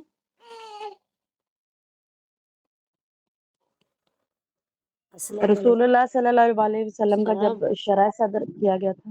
हेलो? जी, जी। रसूलुल्लाह सल्लल्लाहु अलैहि वसल्लम का जब शरह सदर किया गया था, एक तो बचपन में, एक थोड़ी-सी बड़ी एज में, तो वो हुँ। जब उनका सीना चाक कर दिया गया था, तो उसमें जो वो कहते हैं कि जो नफ्स का जो गोश्त का जो लोथड़ा होता है, कहते हैं उसको निकाल दिया गया था, जिससे फिर उनकी जो है दुनियावी जो भी चीज़ें थी, वो सारा जो था वो निकल गया और वो फिर जो कुरान जो है वो उनके सीने में उतर गया। मुझे तो ये नॉलेज है, मेबी मैं रॉन्ग हूँ। अच्छा, ठीक है। ये सीने में उस वक़्त उतरा नहीं था, सीने में उतरने की तैयारी थी। वो तो उसके तो कई साल बाद फिर कुरान नाज़िल हुआ, ठीक है? हज़रत जिब्रील के ज़रिए। जी, जी, बिल्कुल। हज़रत जिब्रील अलैहिस्सलाम के ज़रिए से उन्हें याद करवाया गया, ठीक है? आप समझ लें कि अब सुबह-शाम की ड्यूटी रसूलुल्लाह सल्लल्लाहु अलैहि वसल्लम को कुरान नाज़िल हो जाने के बाद या वही नाज़िल हो जाने के बाद अल्लाह सुब्हानहू व तआला ने ड्यूटी एक लगवा दी थी कि जिब्रील अलैहिस्सलाम आएँगे और एक ख़ास क़िराअत का पैटर्न सिखाएँगे, उसको सिखा लेने के बाद फिर दूसरा सिखाएँगे और फिर तीसरा, और इस तरह से 7 डिफरेंट डायलेक्ट सिखाए गए। और जब कोई आयत आती थी तो याद रखिएगा कि उस आयत, फ़र्ज़ कर लीजिए कि 3 आयतें अगर एक वक़्त में नाज़िल हुई हैं, जैसे कि पहली वही में 6 आयत नाज़िल हुई थी ना, तो इस हवाले से हमेशा आप लोग याद रखिएगा। ये सूरह अल अलक़ है ना, इक़रा बिस्मि रब्बिकल लज़ी ख़लक़, ये वाली जो सूरा है, इसकी शुरू की इब्तिदाई 6 आयत सबसे पहली वही का हिस्सा हैं, ठीक है? अब 6 आयत आई हैं तो उसको पहले याद करवाया गया, उसका मकसद बताया गया। फिर दूसरे جو قرأت کے 7 پیٹرن ہوتے ہیں، پھر دوسرا قرأت سکھائی، پھر تیسری، پھر چوتھی، اس طریقے سے، ٹھیک ہے؟ یہ طریقہ تھا حضرت جبریل علیہ السلام کا، اور اس کے بعد اس کی امپلیکیشن بھی سکھائی جاتی تھی، اس کا مقصد بھی سکھایا جاتا تھا، اور بہت سی آیات جیسے کہ ہم سب جانتے ہیں کہ اللہ سبحانہ تعالیٰ نے بہت سے رسول اللہ صلی اللہ علیہ وسلم کے دل میں کچھ خیال یا دوسرے لوگوں کے دوسرے گروپس کے اعتراضات کے جواب میں بھی اللہ سبحانہ تعالیٰ نے نازل کی، ٹھیک ہے؟ اب یہاں پر ہمیں کیا ملتا ہے؟ ہمیں یہ ملتا ہے کہ سنقرئک فلا تنسیٰ، کہ اگر کوئی شخص قرآن کو یاد کرنا چاہتا ہے تو پھر اس کو اگر وہ یاد کر لیتا ہے کچھ حصہ یا پورا یا کوئی بڑا حصہ، وہ بیسکلی اللہ سبحانہ تعالیٰ کرواتے ہیں، وہ اللہ کی توفیق ہوتی ہے، اللہ نے چنا ہوتا ہے، نہ کہ ہم نے۔ جیسے کہ میں نے آپ کو پہلے بتایا تھا کہ قرآن کی تعلیم کے لیے اصل میں اللہ سبحانہ تعالیٰ چنتے ہیں ہمیں، ہم نہیں یہ کہ بھئی ہم نے کچھ کر دیا، واہ بھی میں تو فلاں گروپ کی ٹیچر بن گئی یا فلاں گروپ کی میں اسٹوڈنٹ بن گئی، واہ میں تو قرآن سیکھ رہی ہوں، یہ بات نہیں ہے، اللہ سبحانہ تعالیٰ سلیکٹ کرتے ہیں، پھر دیگر کہتے ہیں نا اپ گریڈ کے لیے بھی اللہ ہی سلیکٹ کرتے ہیں کہ ایک سبجیکٹ کسی نے پڑھا ہے اس کے بعد مزید سبجیکٹس کون پڑھے گا، ٹھیک ہے؟ اور کس سبجیکٹ کے لیے کون موضوع ہے، کس بندے کے اندر کیا اللہ نے صلاحیت رکھی ہے، تو اس کو حدیث کا علم دے دیں، کسی کو تفسیر کا علم دے دیں، کسی کو ہو سکتا ہے اسماء الحسنہ کا علم آ جائے، جیسے کہ اکثر میں آپ لوگوں کے سامنے ذکر کرتی ہوں کہ پروفیسر احمد رفیق جو ہیں، جن کو آپ اگر نہیں جانتے تو آپ سرچ کر لیجیے گا، میرے خیال ہے اب تو وہ یوٹیوب وغیرہ میں بھی موجود ہے۔ پروفیسر احمد رفیق کے بارے میں اکثر لوگ یہ کلیم کرتے ہیں کہ ان کو اسماء الحسنہ کا بہت ہی خاص قسم کا علم ہے، اور وہ صاف کہتے ہیں کہ میں نے کوئی علم حاصل نہیں کیا کہیں سے جا کے، میں تو صرف ایکسپلور کر رہا تھا، اور اس پر اگر اللہ نے مجھ پر کچھ راز کھول دیے تو اللہ کا فضل ہے، کہتے ہیں نہ میں نے اس کو ایکوائر کیا ہے اور نہ ہی میں اس کو آگے دے سکتا ہوں، جیسے کہ رسول اللہ صلی اللہ علیہ وسلم نے بیان کیا ایک حدیث میں کہ علم کیا ہے؟ علم مومن کی میراث ہے، مومن کی میراث ہے، یعنی کھوئی ہوئی میراث ہے، جہاں سے ملے وہاں سے اس کو کہتے ہیں نا لپک لو، پکڑ نہیں لو، لپک لو، اچک لو اس کو، جہاں سے بھی آپ کو ملے نا وہاں سے آپ اس کو لے لیجئے، کیونکہ وہ مومن کے لیے اللہ سبحانہ تعالیٰ نے یہاں لیکن لفظ مومن کا استعمال کیا گیا، ٹھیک ہے؟ تو اس کو یاد رکھیے۔ تو اگر کوئی شخص قرآن کا کوئی حصہ حفظ کرنا چاہتا ہے، قرآن کے کسی حصے کو سمجھنا چاہتا ہے، اس پر عمل کرنا چاہتا ہے، تو اللہ سبحانہ تعالیٰ اس کو وہ اللہ کی توفیق سے وہ کر سکتا ہے، اللہ کی مدد سے۔ اسی طرح سے جن لوگوں کو مشکل آ رہی ہے وہ کیا کریں گے؟ اللہ سے مدد حاصل کریں گے، ٹھیک ہے؟ اللہ سبحانہ تعالیٰ اس کی مدد کریں گے۔ تو یہ اللہ سبحانہ تعالیٰ نے یہاں پر ہمیں میسج مل گیا، کراس میسج ہمارے لیے ہے۔ آگے یہ اور بات ہے کہ اس کے بیک گراؤنڈ کے لحاظ سے اللہ سبحانہ تعالیٰ رسول اللہ صلی اللہ علیہ وسلم کو یہ تسلی بھی دے رہے تھے۔ پھر الا ما شاء اللہ انہ یعلم الجہر وما یخفی، پچھلی آیت کا تسلسل ہے کہ الا سوائے اس بات کے کہ ما شاء اللہ جو کچھ بھی اللہ جانتا ہے، یا اللہ سبحانہ تعالیٰ جو چاہے وہ کرے، کس بیس پہ کریں گے؟ اللہ انہ بے شک وہی ہے، یعلم جہرا وہی ہے جو جانتا ہے جو چیزیں کھلی ہیں، وما یخفی اور وہی کچھ جو کہ تم نے اندر چھپا رکھا ہے، چاہے تم نے چھپایا ہے یا وہ قدرتی طور پہ چھپا ہوا ہے، لیکن اللہ سبحانہ تعالیٰ اس کو جانتے ہیں، چھپے ہوئے کو بھی اور ظاہر کو بھی، اور اللہ سبحانہ تعالیٰ اس کے بیسس پر اللہ کی رضا کام کرتی ہے، ٹھیک ہے؟ اب یہاں پر کیونکہ قرآن کی بات ہو رہی تھی تو قرآن کا ہی ریفرنس یاد رکھیے آپ، کہ قرآن کی بات ہو رہی ہے تو پھر کس طریقے سے ہمیں اپنے دل کو صاف کر کے رکھنا ہے۔ اگر ہمارے دل میں کوئی بغض آ جاتا ہے، کوئی کینہ آ جاتی ہے، جو کہ آتی ہی رہتی ہے جب تک زندہ ہے، تو ہوتا ہی رہے گا، آپ نے اس کی صفائی کیسے کرنی ہے؟ کیوں کرنی ہے؟ ہر وہ شخص جو قرآن سے کسی طریقے سے ایفیلیٹڈ ہے، وہ اسے اندازہ ہو جائے گا کہ میں اگر زیادہ خرافات میں دنیا کے یا نفس کے چکر میں پڑ گئی یا پڑ گیا تو میرے بہت سی چیزیں میں لوز کر جاتا ہوں، علم کے زمرے میں بہت سا علم ہے جو میرے دل دماغ سے نکل جاتا ہے، یا میں بھول جاتا ہوں، میں بہت زیادہ بھولنے لگ گئی ہوں۔ اگر آپ کو کوئی نیوٹریشنل ڈیفیسٹ نہیں ہے، آپ کسی بھی طریقے سے کسی چیز میں آپ کوئی وائٹامنس وغیرہ کی کمی نہیں ہے، تو اس کے بعد جو سیکنڈ چیز ہے وہ انسان ایز اے مومن یہ دیکھتا ہے اپنے آپ کو کہ میرے اندر کوئی برائی تو نہیں آ گئی، کوئی نفاق تو نہیں آ گیا، کوئی ریا تو نہیں آ گئی میرے اندر، کہ جس کی وجہ سے میں قرآن کو بھولتا جا رہا ہوں یا قرآن سے دور ہوتا جا رہا ہوں، یا قرآن میرے لفظ میرے زبان پر چڑھ نہیں رہا۔ اور اس کا تعلق صرف پڑھنے سے نہیں ہے، اس کا تعلق اس کو امپلیمنٹ کرنے اور پڑھنے کے درمیان میں کیا ہے، وہ پروسیجر ہے اس کو سمجھنا، اس پر غور کرنا، اس کی گہرائی کو جاننا، اس سے ریلیٹڈ مزید آیات اور حدیث کو ایکسپلور کرنا، یہ تمام چیزیں اس میں آتی ہیں۔ تو یہ کب ہوتا ہے؟ اللہ سبحانہ تعالیٰ اس آیت میں ہمیں جو پتہ چل رہا ہے کہ اللہ سبحانہ تعالیٰ اس کے لیے یہ رضا اللہ سبحانہ تعالیٰ اپنا اذن یا اپنا اپروول کرتے ہیں جب کہ اللہ سبحانہ تعالیٰ اس کے ہڈن اور اس کے ظاہر کو جانتے ہیں۔ ٹھیک ہے، تو ہمیں کیا کرنا ہے؟ ہمیں ہمیشہ ایک مومن کو رسول اللہ صلی اللہ علیہ وسلم نے کیا تلقین کی ہے کہ ایک مومن کا ظاہر اور باطن جو ہوتا ہے وہ ایک دوسرے سے مختلف نہیں ہوتا، کہ بالکل الگ الگ نہیں ہوتا، یا دوسرے الفاظ میں آپ یہ کہہ سکتے ہیں کہ مومن علیحدہ ہوتا ہے اور منافق علیحدہ ہوتا ہے۔ ٹھیک، اور ہم نے منافق کو پڑھا کہ منافق کون ہوتا ہے؟ منافق وہ ہوتا ہے جس کے دو الگ الگ چہرے ہوتے ہیں۔ صحیح ہے، تو ظاہر اور باطن میں فرق ہوتا ہے۔ تو جب آپ کو لگے نا کہ آپ کے ظاہر اور باطن میں فرق ہے، تو پھر آپ نے اللہ سے مدد مانگنی، اللہ سے کہنا ہے یا میرے اللہ کہ آپ ہی ظاہر اور باطن کو جاننے والے ہیں، تو آپ اس کو یہ جو ڈفرینس آ گیا نا میرے اندر، اس کو میرے لیے ایک کر دیں، اور میرے اوپر وہ چیز کھول دیں جو میں دیکھ نہیں پا رہا، یا وہ غلطی یا وہ گناہ جو مجھ سے ہو رہا ہے جس کی وجہ سے مجھے اس کے رزلٹ میں یہ مل رہا ہے کہ میرے اندر نفاق داخل ہو رہا ہے۔ تو جب تک کہ ہم زندہ ہیں نا، تو ہمیں مسلسل اپنے آپ کو چیک کرتے رہنا ہے نفاق کے لیے کہ ہمارے دل میں نفاق تو نہیں داخل ہو گیا۔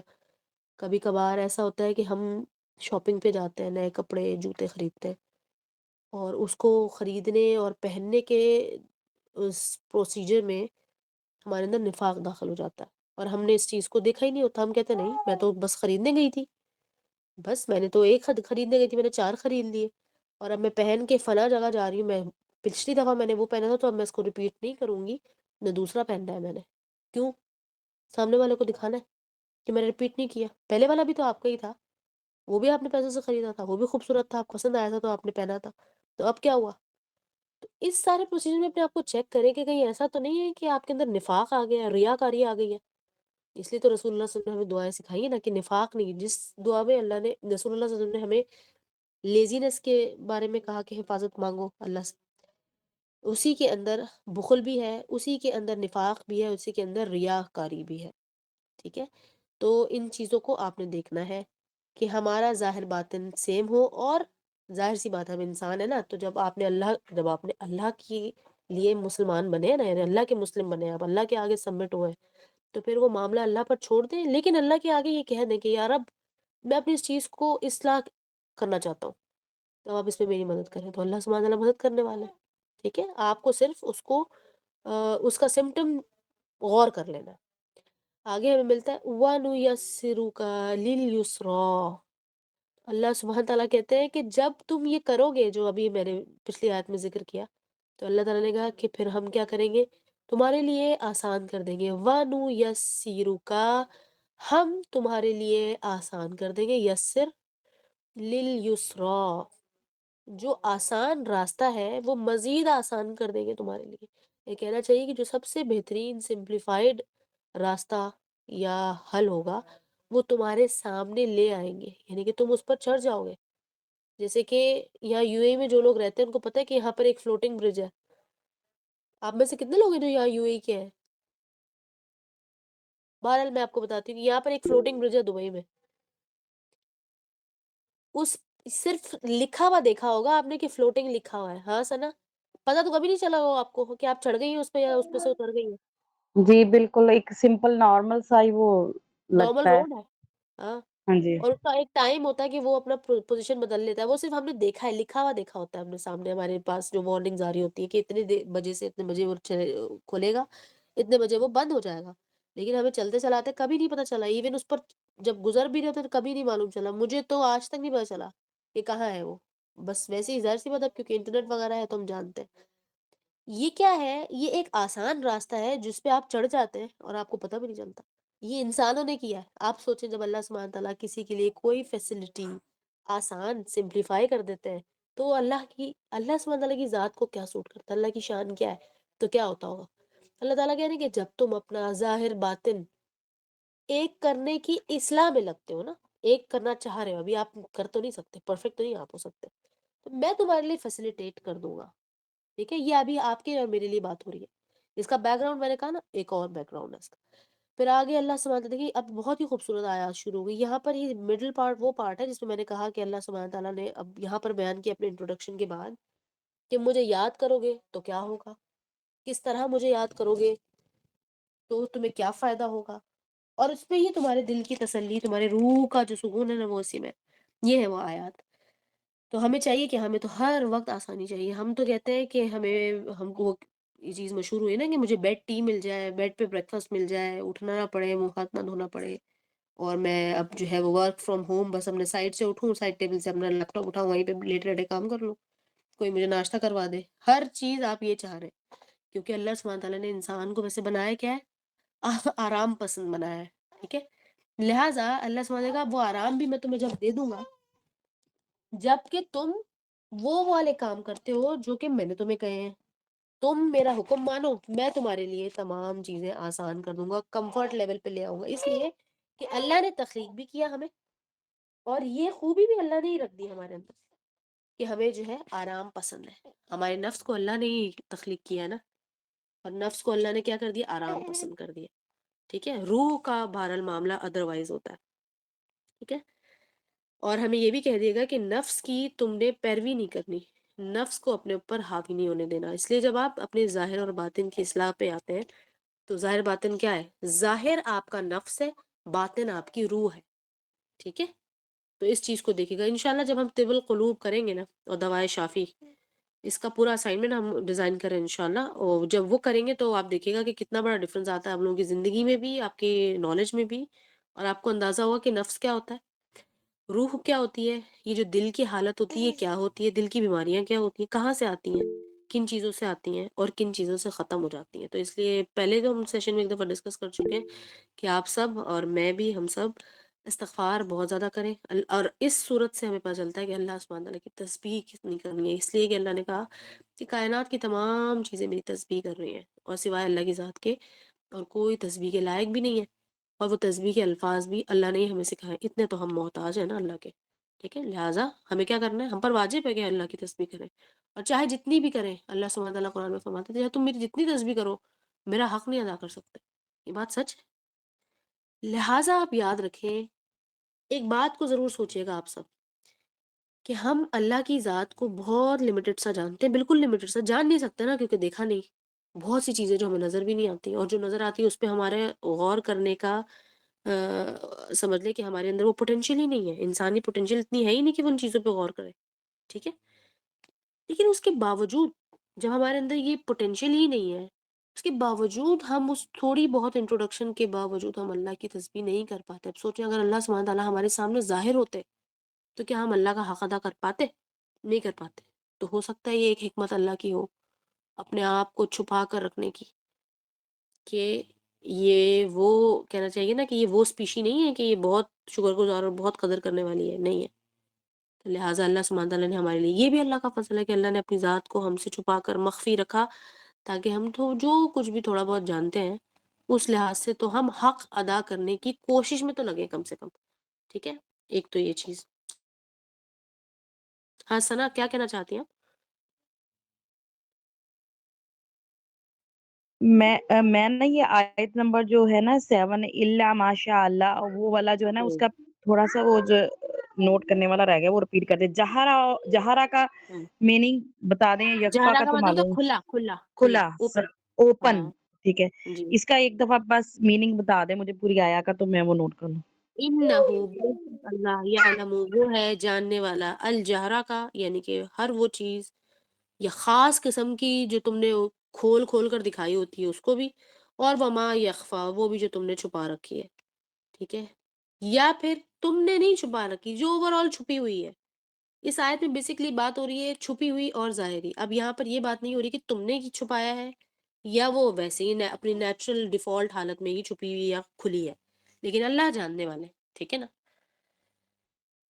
وَنُيَسِّرُكَ لِلْيُسْرَى، یہاں پہ لفظ ہم نے یہ یسرا یسر یہ دیکھا تھا، یاسر آپ کو بتایا تھا، اور اس کا اپوزٹ ہوتا ہے عسر. ٹھیک ہے، آپ نے دیکھا ان مع العسر یسرا، یہ لفظ ہم کتنے اچھے سے جانتے ہیں نا. یہ آیت کو ہم نے سب نے یاد کیا ہوا ہے کہ مشکل کے بعد آسانی، مشکل کے بعد آسانی ہے. تو بیسیکلی یسر جو ہوتا ہے وہ آسانی کو کہتے ہیں، ٹھیک ہے، ایز، اور عسر جو ہوتا ہے وہ ہارڈ، کسی چیز کا کمپلیکیٹڈ ہو جانا۔ اچھا، ہارڈ ہونے کا پروسیجر کیا ہوتا ہے پتہ ہے آپ کو؟ کوئی بتائے گا ہارڈ ہونے کا، کسی چیز کا ہارڈ ہونے کا پروسیجر کیا ہوتا ہے؟ کوئی تھوڑا ایکسپلین کرے گا؟ السلام علیکم۔ وعلیکم السلام ورحمۃ اللہ وبرکاتہ۔ ہارڈ ہونے کا مطلب یہی ہوتا ہے، یہ نہیں کہ ہوتا ہے سختی ہوتی ہے، بلکہ جو دل کے ہارڈ ہونے کی بات ہے نا، وہ یہ ہوتی ہے کہ دل دین سے خالی ہو جاتا ہے، اچھی چیزوں سے خالی ہو جاتا ہے، اور اس میں سختی بڑھ جاتی ہے، مطلب اچھائی کے کاموں میں یا اچھی بات میں یا اچھی چیز کو قبول نہیں کرتا۔ صحیح۔ اچھا جی، اور دوسری چیز جو آپ سب نے غور کرنی ہے وہ یہ کہ ہارڈ ہونے کا پروسیجر کیا ہوتا ہے کہ پہلے کوئی چیز لیٹ سے 2% ہارڈ ہوگی، اس کے بعد وہ 4 پہ چلی جائے گی، پھر وہ 8 پہ نہیں جائے گی، پھر وہ 10 پہ چلی جائے گی، یعنی کہ وہ اپنے 2 گنا بڑھتی جائے گی، ٹھیک ہے، اگر آپ یہ کانسیپٹ لیتے ہیں تو ہوتا یہ ہے کہ دل کے ساتھ بھی یہی ہوتا ہے۔ ہم کہتے ہیں کہ میں نے 1 گناہ کیا ہے، بس ٹھیک ہے، سبھی تو کرتے ہیں، مجھ سے 1 گناہ ہو گیا، کوئی بات نہیں، باقی تو میں بہت اچھائی کرتی ہوں نا، میں تو باقی تو نیکیاں کرتی ہوں نا، لیکن ایک چیز تو سخت ہے نا۔ اب یہ ایک پروسیجر کا سٹارٹ ہو گیا کہ آپ کی سختی جو ہے نا، اس کا آپ نے پروسیجر سٹارٹ کر دیا، تو آپ کیا کریں گے، فوراً سے اس کو نرمی کی طرف لے کے جائیں گے۔ کیسے؟ اللہ سے دعا کریں گے، استغفار کریں گے۔ اللہ سبحانہ تعالیٰ نے بھی کہا کہ ہر چیز جو کہ میں آسان کرتا ہوں، سوری، جو میں مشکل کرتا ہوں اس کے بعد میں آسانی بھی کر دیتا ہوں، ٹھیک ہے۔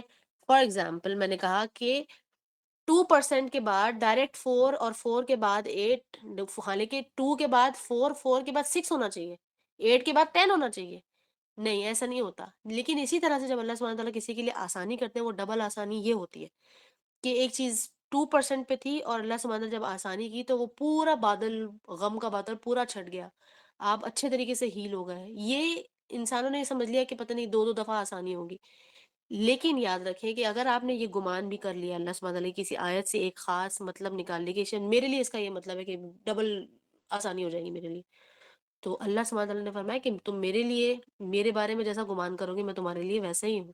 اگر اللہ کو آپ رحمان گمان کریں گے تو اللہ تعالیٰ آپ کے معاملے میں رحمان ہو جائیں گے، لیکن اس کا مطلب یہ ہرگز نہیں کہ آپ گناہ کرتے ہیں اور اللہ تعالیٰ کو رحمان گمان کرتے رہیں کہ اللہ تعالیٰ بہت ہی غفور الرحیم ہے، ایسے نہیں ہوتا، ٹھیک ہے۔ تو پروسیجر کو فالو کریں، لیکن یہ یاد رکھیں، یہ مقصد، یہ جو ہارڈ کا پروسیجر میں بیان کرنے کی کوشش کری تھی وہ یہ ہے کہ ہم جب کوئی گناہ کرتے ہیں ہم سمجھتے ہیں ٹھیک ہے ایک ہی تو گناہ ہے، چلو 2 ہی تو گناہ ہے، لیکن آپ یہ نہیں سمجھتے کہ اگر وہ گناہ آپ کی زندگی میں پرسسٹ کرتا رہا، بے شک وہ 2 ہی گناہ رہے، لیکن وہ آپ کے دل کی سختی کا بہت بڑا باعث بن جائیں گے۔ جیسے اللہ سبحانہ تعالیٰ نے فرمایا نا قرآن میں، کیا فرمایا، ہم نے سورہ البقرہ میں پڑھا تھا کہ اللہ سبحانہ تعالیٰ نے ان کے دل میں مرض آ جاتا ہے تو اللہ تعالیٰ ان کے مرض کو، اس کی بیماری کو بڑھا دیتے ہیں، اور ختم اللہ علی قلوبہم، تو باہر سے اللہ تعالیٰ سیل کر دیتے ہیں۔ ہر گناہ یہی کرتا ہے، بیسیکلی ہر گناہ، چھوٹا گناہ بڑا گناہ یہی کرتا ہے۔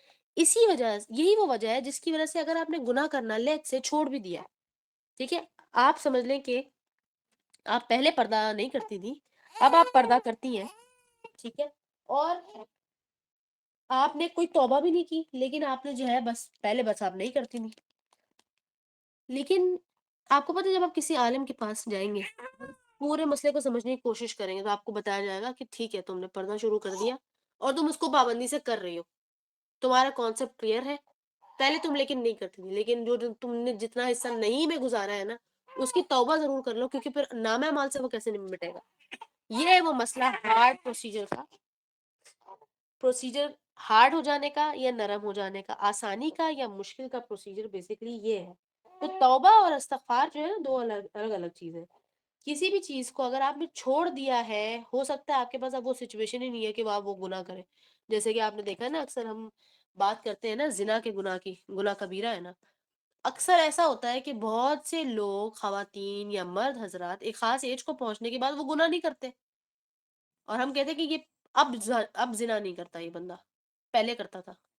اللہ سبحانہ تعالیٰ جانتے کہ وہ زنا اب اس لیے نہیں کرتا کیونکہ اب اس کی وہ ایج ہی نہیں رہی، اس کے اندر، اس کے دماغ میں وہ خنس ہی ختم ہو چکا ہوا ہے، وہ ہے ہی نہیں وہ چیز اس کے اندر، سوری خنس نہیں، خناس ہی ختم ہو چکا ہوا ہے اس کے دل دماغ سے۔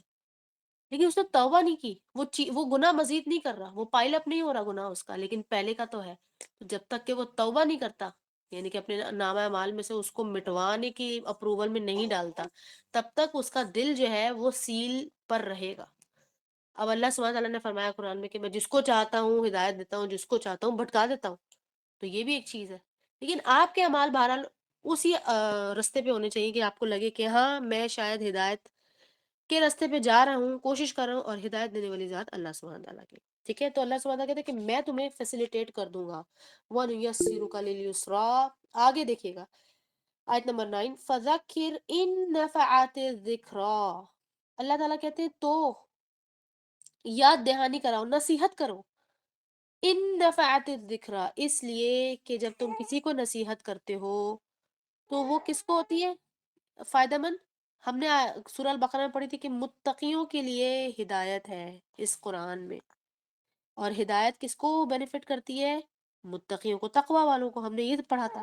یہاں پر اللہ سبحانہ تعالیٰ کہہ رہے ہیں کہ جب تم کسی کو نصیحت کرو، ضرور کرو نصیحت، اللہ کہہ رہے ہیں فذکر، کیونکہ شدہ لگ گیا تو اللہ تعالیٰ انٹینسیفائی کر کے کہہ رہے ہیں کہ نصیحت تو کرو، کس کے ساتھ؟ قرآن کے ساتھ کرنا ہے۔ بے شک جو نصیحت ہے وہ ضرور فائدہ کرے گی، ان نفعات، فائدہ ہی کرتی ہے نصیحت، ہمیشہ یاد رکھیں گا۔ نفعات، نفعاتی میں یہاں پر تا جو ہے تا مفتوحہ آ گیا، اس کا ایک خاص مقصد ہے، ان نفعات ذکر کہ ضرور ضرور بینیفٹ کرتی ہے، ضرور کرتی ہے، ٹھیک ہے، کیونکہ یہ میں نے آپ کو بتایا تھا نا کہ یہ پاسٹ ٹینس میں آ گیا۔ لیکن آگے کیا ہے؟ اللہ سبحانہ تعالیٰ آگے بتا بھی رہے ہیں، لیکن کرے گی کس کو؟ اللہ تعالیٰ کہہ رہے ہیں سَيَذَّكَّرُ، اور ان کو نصیحت ہوگی، نصیحت تو وہی پکڑیں گے، من یخشا، جو کہ اللہ سبحانہ تعالیٰ کی ذات سے ڈرنے والے ہیں، خشیت رکھنے والے ہیں، یا پھر خشیت کس کو کہتے ہیں؟ کہ اللہ سبحانہ تعالیٰ کی ذات کو حاضر جاننے والے لوگ جو ہیں، حاضر، اور کیونکہ اللہ کو حاضر جانتے ہیں تو بہت سی چیزوں سے بچتے ہیں، اللہ سے ڈرتے رہتے ہیں، نیک کام میں بھی ڈرتے رہتے ہیں کہ جو نیکی ہم کر رہے ہیں وہ اللہ قبول کرے گا یا نہیں کرے گا، میں صحیح طریقے سے کر لوں، اور جو برا کام ہے اس سے بھی رکے رہتے ہیں کہ میں نہیں کروں تو بہتر ہے، نہ کرنا پڑے مجھے تو بس ٹھیک ہے۔ جیسے کہ رسول اللہ صلی اللہ علیہ وسلم فرماتے ہیں کہ اللہ سبحانہ تعالیٰ کا تو فضل یہ بھی ہے کہ کسی شخص کو اگر گناہ کا موقع نہ بھی مل رہا ہو، یہ بھی اللہ کی طرف سے فضل ہے، یہ بھی اللہ کی ہدایت ہے اس شخص کو، کہ کوئی شخص ہے پہلے کسی گناہ میں مبتلا ہوا کرتا تھا، وہ بعد میں اس گناہ کو چھوڑ دیتا ہے، جیسے کہ ہم اپنی کم عمری میں بڑے میوزک شیوزک سننے والے لوگ ہوتے ہیں، پھر آہستہ آہستہ چھوڑ دیتے ہیں، ٹھیک ہے۔ اب اس کے اندر دو چیزیں، ایک تو یہ کہ ہم نے چھوڑ دیا، اللہ سبحانہ تعالیٰ کی خاطر جان کر چھوڑ دیا، مزہ تو ہمیں ابھی بھی آتا تھا، لیکن جتنا حصہ، یہ جتنے بھی نادانی میں آپ نے کیا اس میں توبہ کرنے میں کیا حرج ہے؟ توبہ کریں، کیونکہ وہی تو آپ کو فائدہ کرے گا، اس سے آپ کے دل کی صفائی ہوگی، ٹھیک ہے، پھر آپ کا ظاہر باطن جو ہے وہ ایکول ہونا شروع ہو جائے گا، اور پرفیکٹ تو صرف اور صرف اللہ سبحانہ تعالیٰ کی ذات ہوتی ہے، ٹھیک ہے۔ اس چیز کو دیکھے گا، یہ جو 3 آیتوں کا حصہ ہے، وَنُيَسِّرُكَ لِلْيُسْرَىٰ، پھر فَذَكِّرْ إِن نَفَعَتِ الذِّكْرَىٰ سَيَذَّكَّرُ مَن يَخْشَىٰ، اور اللہ سبحانہ تعالیٰ نے کہا کہ نصیحت تو وہی لوگ پکڑتے ہیں جو کہ اللہ سبحانہ تعالیٰ کی ذات سے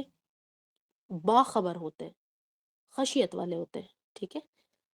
تو کیا آپ کو یہاں پر پتہ چل رہا ہے کہ اللہ سبحانہ تعالیٰ نے ہمیں ایک فارمولا دے دیا کہ اللہ سبحانہ تعالیٰ کی ذات کی طرف سے، قرآن کی طرف سے، حدیث کے اندر، رسول اللہ صلی اللہ علیہ وسلم کی سیرہ سے ہمیں جو بھی نصیحت ملتی ہے ہمارے آس پاس، اللہ سبحانہ قرآن میں فرماتے ہیں کہ جب تم اپنی نظر گھماؤ، اپنے آس پاس دیکھو، اپنے اطراف میں دیکھو گے تو تمہیں نصیحتیں ملیں گی، لیسنز ملیں گی، کیونکہ میں دنیا میں لوگوں کو سزا بھی دے رہا ہوتا ہوں اور جزا بھی دے رہا ہوتا ہوں، لیکن سمجھ وہی لوگ پاتے ہیں جو کہ اولو الالباب ہوتے ہیں، غور کرنے والے لوگ ہوتے ہیں، عقل والے ہوتے ہیں، ٹھیک ہے، جو ریفلیکٹ کرتے ہیں، ان کو اللہ سبحانہ تعالیٰ نے کہا کہ ان کو ہی سمجھ میں آتی ہے یہ تمام چیزیں۔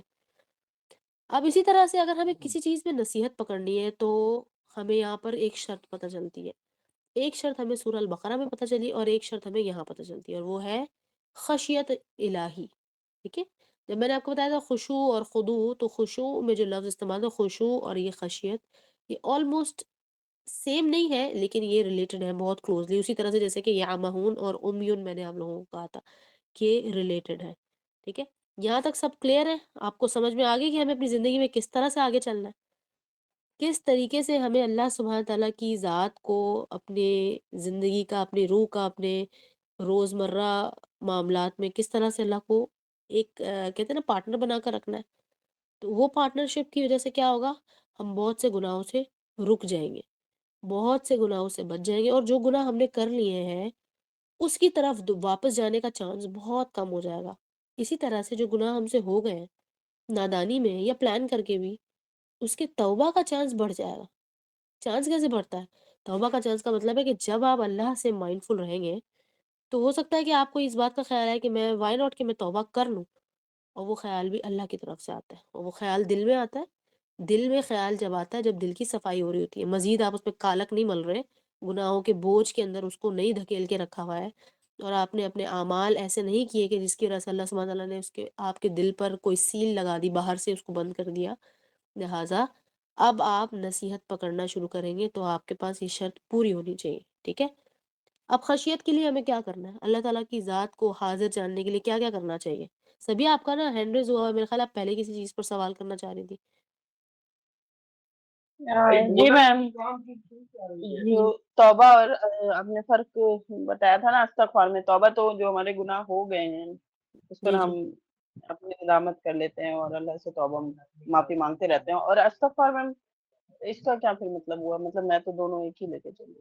ہاں، یہ دونوں اس پہ اصل میں آپ نے بعد میں جوائن کیا نا، تو آپ نے ہمارے وہ سیشنز نہیں اٹینڈ کیے ہوں گے، لیکن میں انشاءاللہ اس کو ضرور میں ریپیٹ کروں گی، یہ بہت امپورٹنٹ ہے۔ ایک تو علم والا، علم اور علم کے فضائل، اور توبہ اور استغفار، اس کو ہم حدیث کی روشنی میں بھی دیکھیں گے، لیکن میں شارٹلی یہاں پر بتاتی ہوں۔ توبہ کے اندر، توبہ جب کوئی شخص کرتا ہے تو اس کے اندر استغفار بھی کرنا ہوتا ہے۔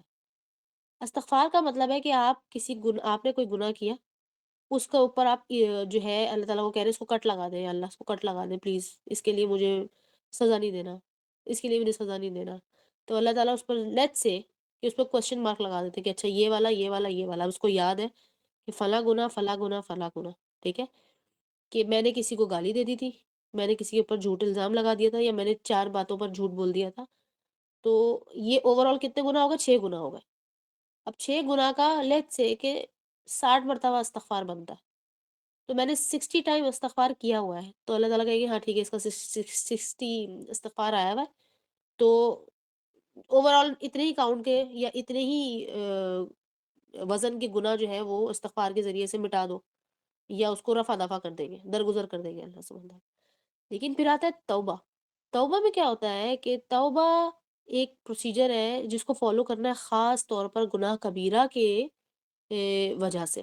جب گناہ کبیرہ ہم سے ہو جائے، خالی گناہ کبیرہ نہیں، اور بھی چیزوں میں، کیونکہ اللہ سبحانہ تعالیٰ نے کہا کہ جنت کے 8 دروازے ہیں، ٹھیک ہے؟ ہم جانتے ہیں جنت کے 8 دروازوں میں سے ایک دروازے کا نام ہے اوابین یا پھر توابین، ٹھیک ہے؟ اوابین آپ نے سنا ہوگا، نماز اوابین بھی ہوتی ہے، اس کا مطلب ہوتا ہے پلٹ کر آنے والا، رجوع کرنے والا۔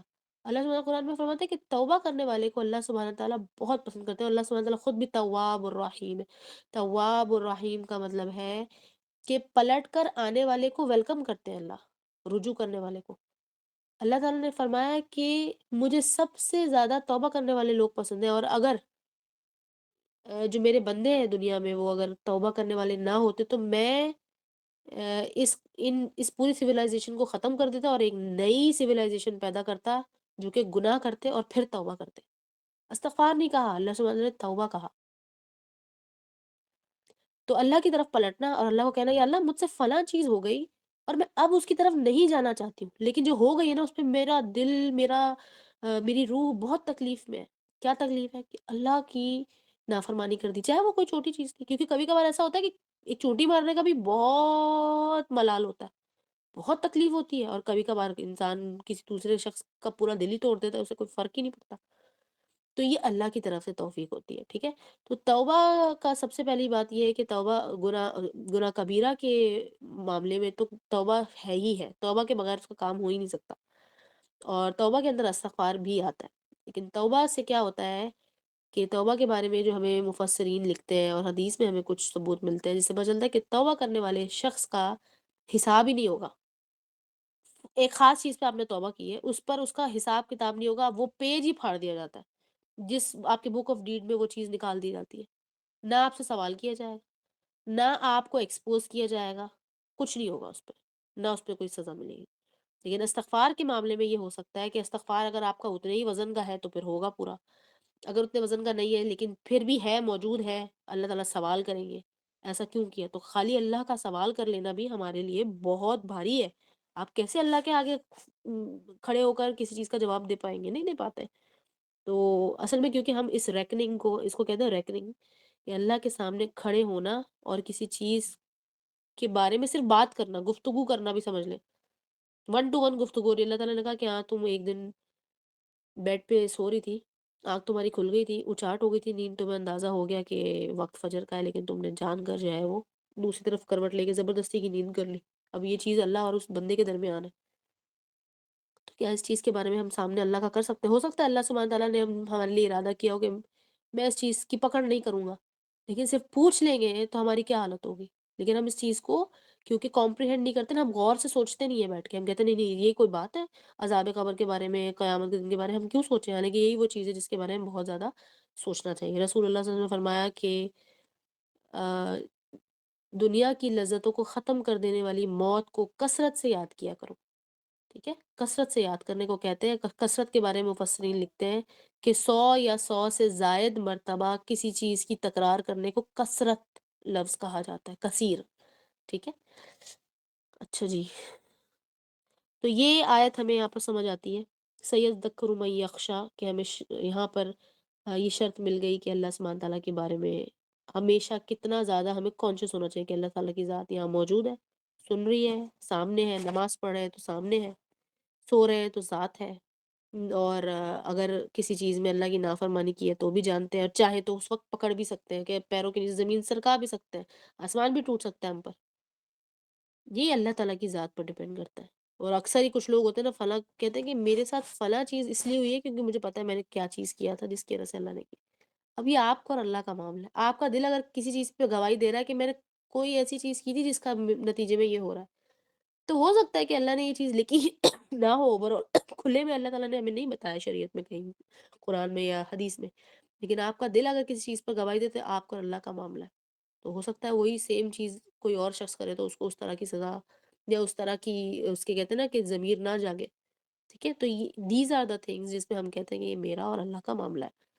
بہرحال یہاں پر دیکھیں اللہ سبحانہ تعالیٰ اپنی ذات کو انٹروڈیوس کرنے کے بعد کس طرح سے نصیحت کے بارے میں اللہ سبحانہ تعالیٰ نے بتایا، تو اللہ تعالیٰ نصیحت خود کرنے والے ہیں، ٹھیک ہے؟ نصیحت کا احساس کروانے والے اللہ کی ذات ہے، اور بہترین نصیحت کیا ہے جس کو ہم کہتے ہیں نا ذکر، بہترین ذکر قرآن ہے، افضل ترین ذکر قرآن ہے، اور قرآن کے اندر آپ کو پتا ہے Quran is a book that is full of warnings and also of good tidings, ٹھیک ہے؟ گلیڈ ٹائڈنگس، لہٰذا گلیڈ ٹائڈنگ سے خوش ہو جانا اور وارننگ سے ڈر جانا، اس کے بارے میں بھی رسول اللہ صلی اللہ علیہ وسلم بیان کرتے ہیں کہ یہ بھی مومن کی ایک نشانی ہے، کہ اچھی بات پر خوش ہو جانا جب اللہ تعالیٰ خوشخبری سنا رہے ہیں آخرت کے بارے میں، اور بری بات پر ڈر جانا، خوف کھا جانا، جہنم کے عذاب سے ڈر جانا، بے شک وہ اس کے لیے نہ بھی ہو، اس نے وہ گناہ نہ بھی کیا، لیکن آپ ڈر جائیں گے نا۔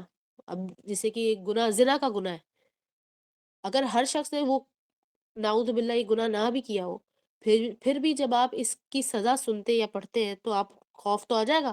تو رسول اللہ صلی اللہ علیہ وسلم بیان کرتے ہیں کہ یہ خوف جو ہے یہ مومن کی، یہ مومن ہونے کی نشانی ہوتا ہے، یعنی کہ مومن ہونے کی نشانی کا مطلب ہے ایمان کا کچھ حصہ آپ کے دل اور روح میں موجود ہے، ٹھیک ہے؟ اب اس کو آپ اور تھوڑا سا ہوا لگائیں تاکہ وہ اس کی جو لا ہے نا وہ اور بڑھ جائے، ٹھیک ہے؟ آگے سے وہ یتجنبها الاشقا، ام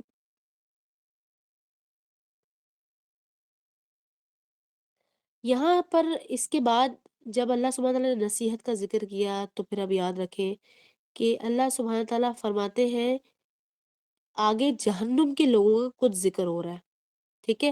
وَيَتَجَنَّبُهَا الْأَشْقَى، ایک اللہ سبحانہ تعالیٰ نے اوپر بیان کی آیت نمبر 10 میں، اس کی اپوزٹ 11 میں ہے کہ اللہ تعالیٰ نے کہا کہ جو خشیت والے لوگ ہیں ان کو نصیحت ہوتی ہے، پھر اللہ تعالیٰ نے کہا کہ جو دل کے، اعمال کے اور پرسنالٹی کے بہت ہی ایول قسم کے لوگ ہوتے ہیں، ایول ڈوئرز ہوتے ہیں، یا جن کا خاتمہ تو ہونا ہی ہونا برا ہوتا ہے، وہ کیا کرتے ہیں؟ وہ نصیحت کو پکڑنے کی بجائے چھوڑ دیتے ہیں، اس کو بالکل شن کر دیتے ہیں یا ابینڈن کر دیتے ہیں، اگنور کر دیتے ہیں، یا اٹھا کے کہتے ہیں چلو پھینکو اس کو، کیا بکواس ہے یہ، شٹ اپ، کیا بول رہی ہو تم مجھے؟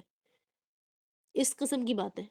کتنے سارے لوگ ہیں، اگر ہم آن لائن کلاسز کی بات کی جائے تو کتنے سارے لوگ ہیں کہ وہ لنک دیکھنے کے بعد بھی نہیں آتے ہوں گے. ہم اپنی بات نہیں کر رہے، اوور آل ہم میں سے بھی کچھ ایسے ہوں گے نا. بہت سے ایسے ہوں گے کہ جنہوں نے کچھ گناہوں کا ذکر جب ہم نے کیا تو ہو سکتا ہے ان میں سے کسی نے کیا ہو وہ گناہ، ہو سکتا ہے انہوں نے کسی کو وہ گناہ کرتے ہوئے دیکھا ہو، لیکن وہ اس کو جا کے وہ نصیحت نہیں کر رہے، یا اگر کر رہے تو وہ آگے سے بندہ کہہ رہا ہے shut up, don't tell me all this, مجھ سے یہ ساری باتیں مت کرو، تمہیں شرم نہیں آتی، تم مجھے یہ دھمکیاں دے رہے ہو. تو ہم نہیں دھمکی دے رہے، یہ تو اللہ سبحانہ تعالیٰ نے ایک دھمکی بھیجی ہے آپ کے لیے. اگر آپ نہیں پکڑ رہے تو اللہ سبحانہ تعالیٰ فرماتے ہیں وَيَتَجَنَّبُهَا الْأَشْقَى، اور اس نصیحت کو اٹھا کر سائڈ پر ڈالنے والا تو وہی ہے جو کہ اشقا ہے، نہایت ہی برے انجام والا ہے. ٹھیک ہے. ایک کہتے ہیں لفظ ہوتا ہے ریگڈ، ریگڈ کا مطلب ہوتا ہے کہ تباہ ہو چکا ہے.